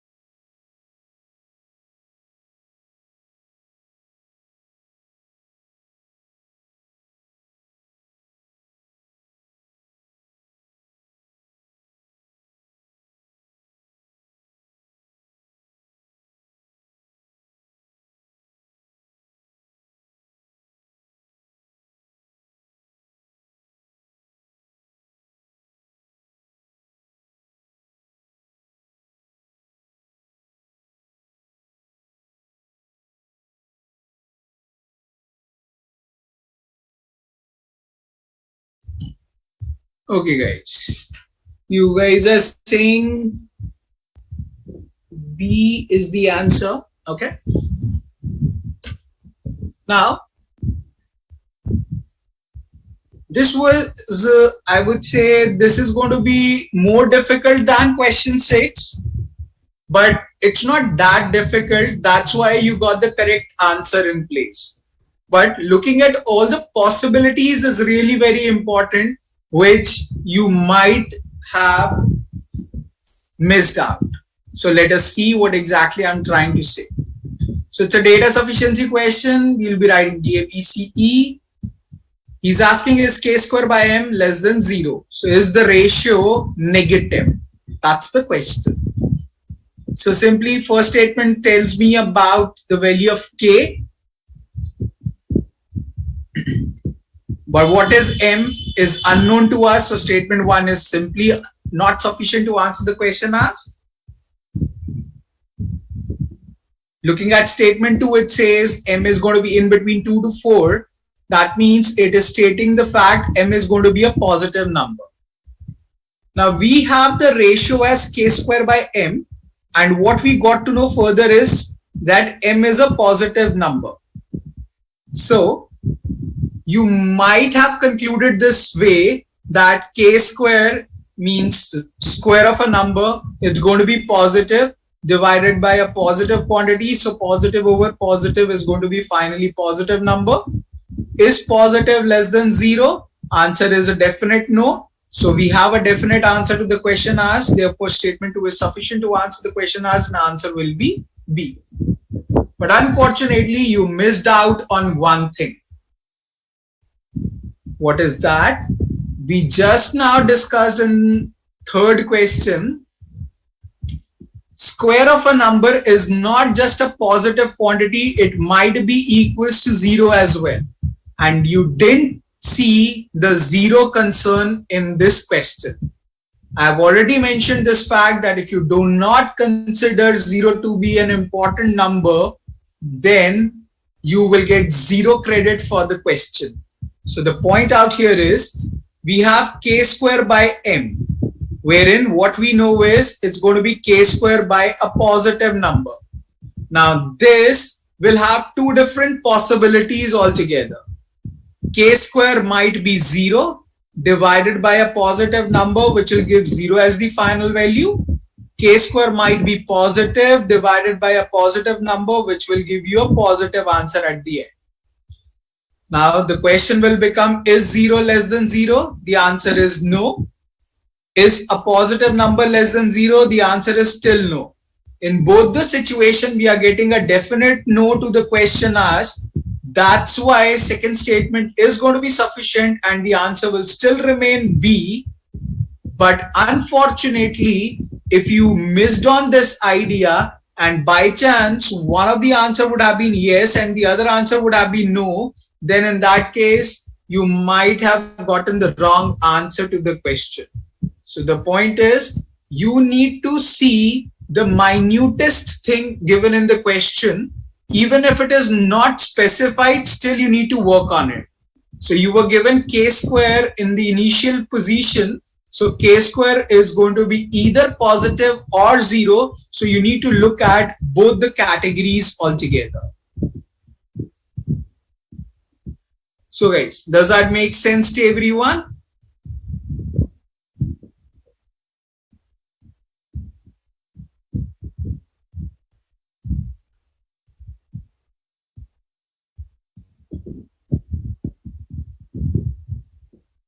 So just be sure that this is not what is expected. This is what is expected from you in the second statement.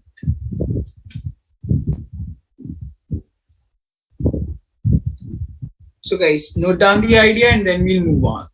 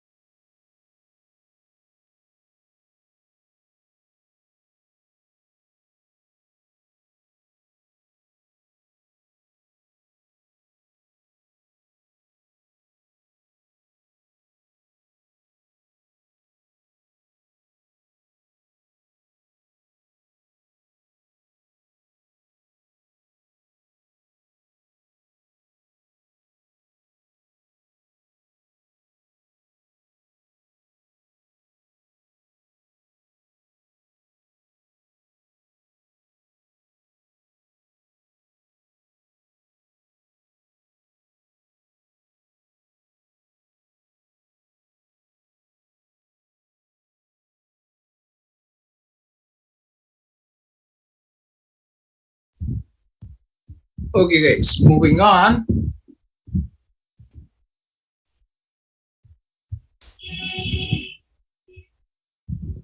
Wait a second, you are not expected to do this. You are expected to do.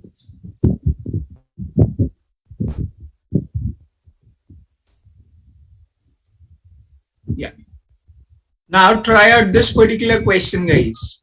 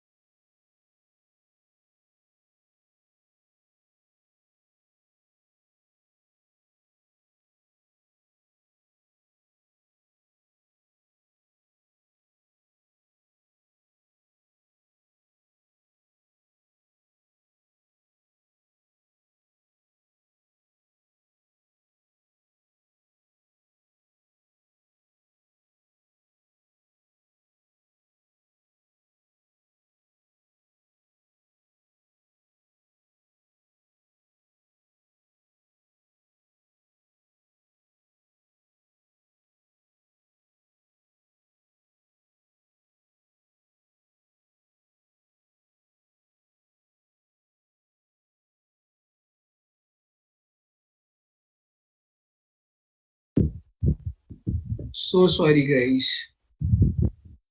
Is done the second statement.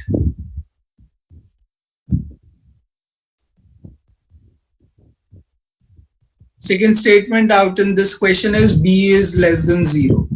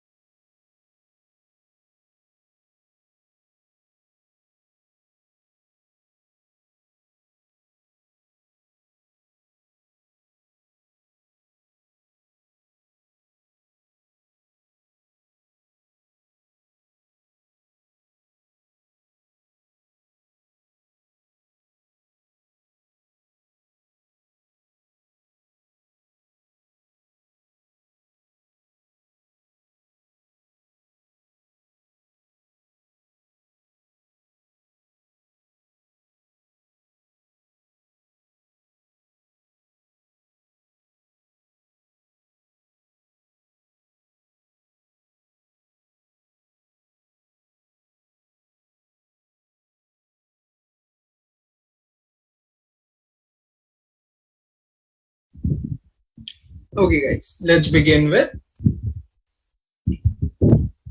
So out here the question is asking you, is 3 raised to the power a square by b is less than 1? That means question is asking 3 raised to the power something is lesser than 1. Now 3 raised to the power something will be lesser than 1 only if that something is a negative number. Because if 3 raised to the power some negative number will be there, it will become 1 over 3 raised to the power positive, and eventually it will become lesser than 1. So actually the question is not about 3 raised to the power something. The question is about the power a square by b. The question is a square by b less than 0 or not? So if the power a square by b is negative, then it will be less than 1, otherwise not. So the question will now change to, is a square by b less than 0? Statement 1 says a is lesser than 0. We are talking about a square by b, so we don't know what b is in this situation. So therefore statement 1 is not sufficient to answer the question asked, will be ruled out. Looking at the second statement, it says b is lesser than 0.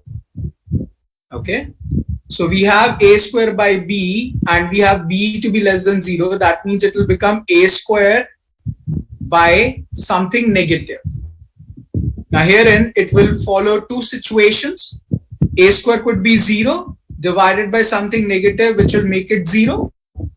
A square could be positive divided by something negative. So now the ratio positive over negative will eventually give you a negative answer. Now the question was asking, is the ratio less than 0? So now the question will become, is 0 less than 0? The answer is no. Is negative number less than 0? The answer is yes.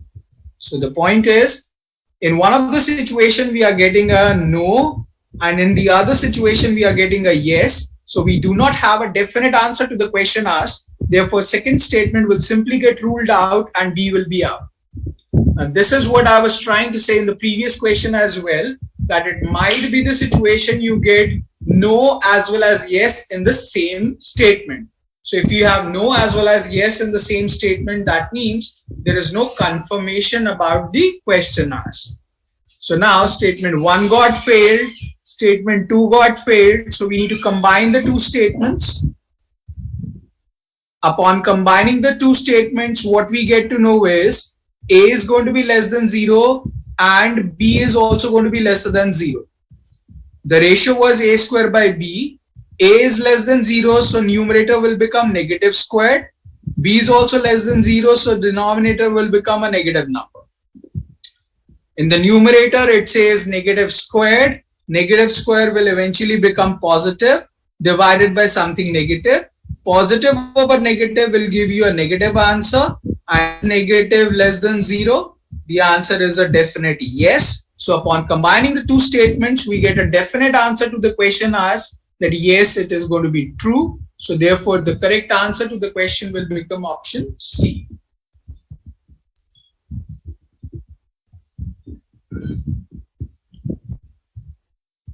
So guys, does this question make sense to everyone?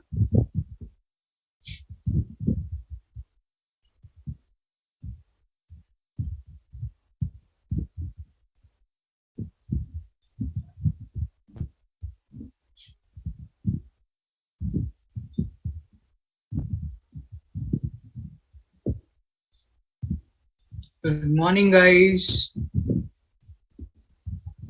Thank you, Jyoti. Okay. Again, reminding you this fact, which I started with.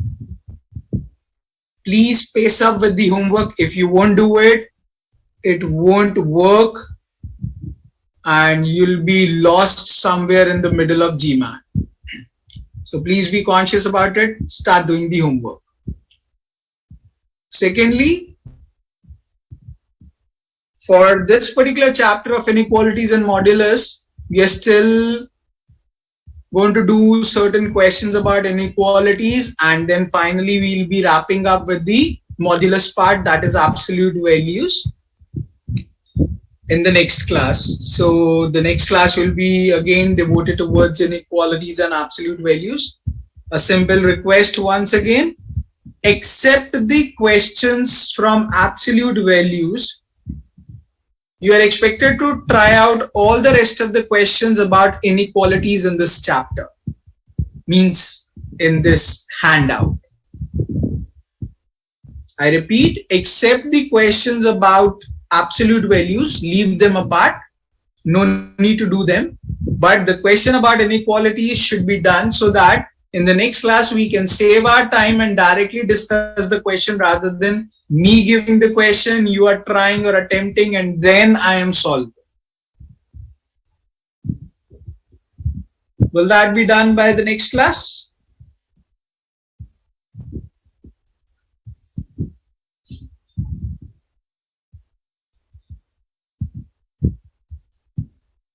Awesome.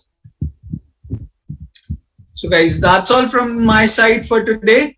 Have a very, very good night. Just be safe and take care. See you guys in the next class on Friday. Bye-bye, everyone.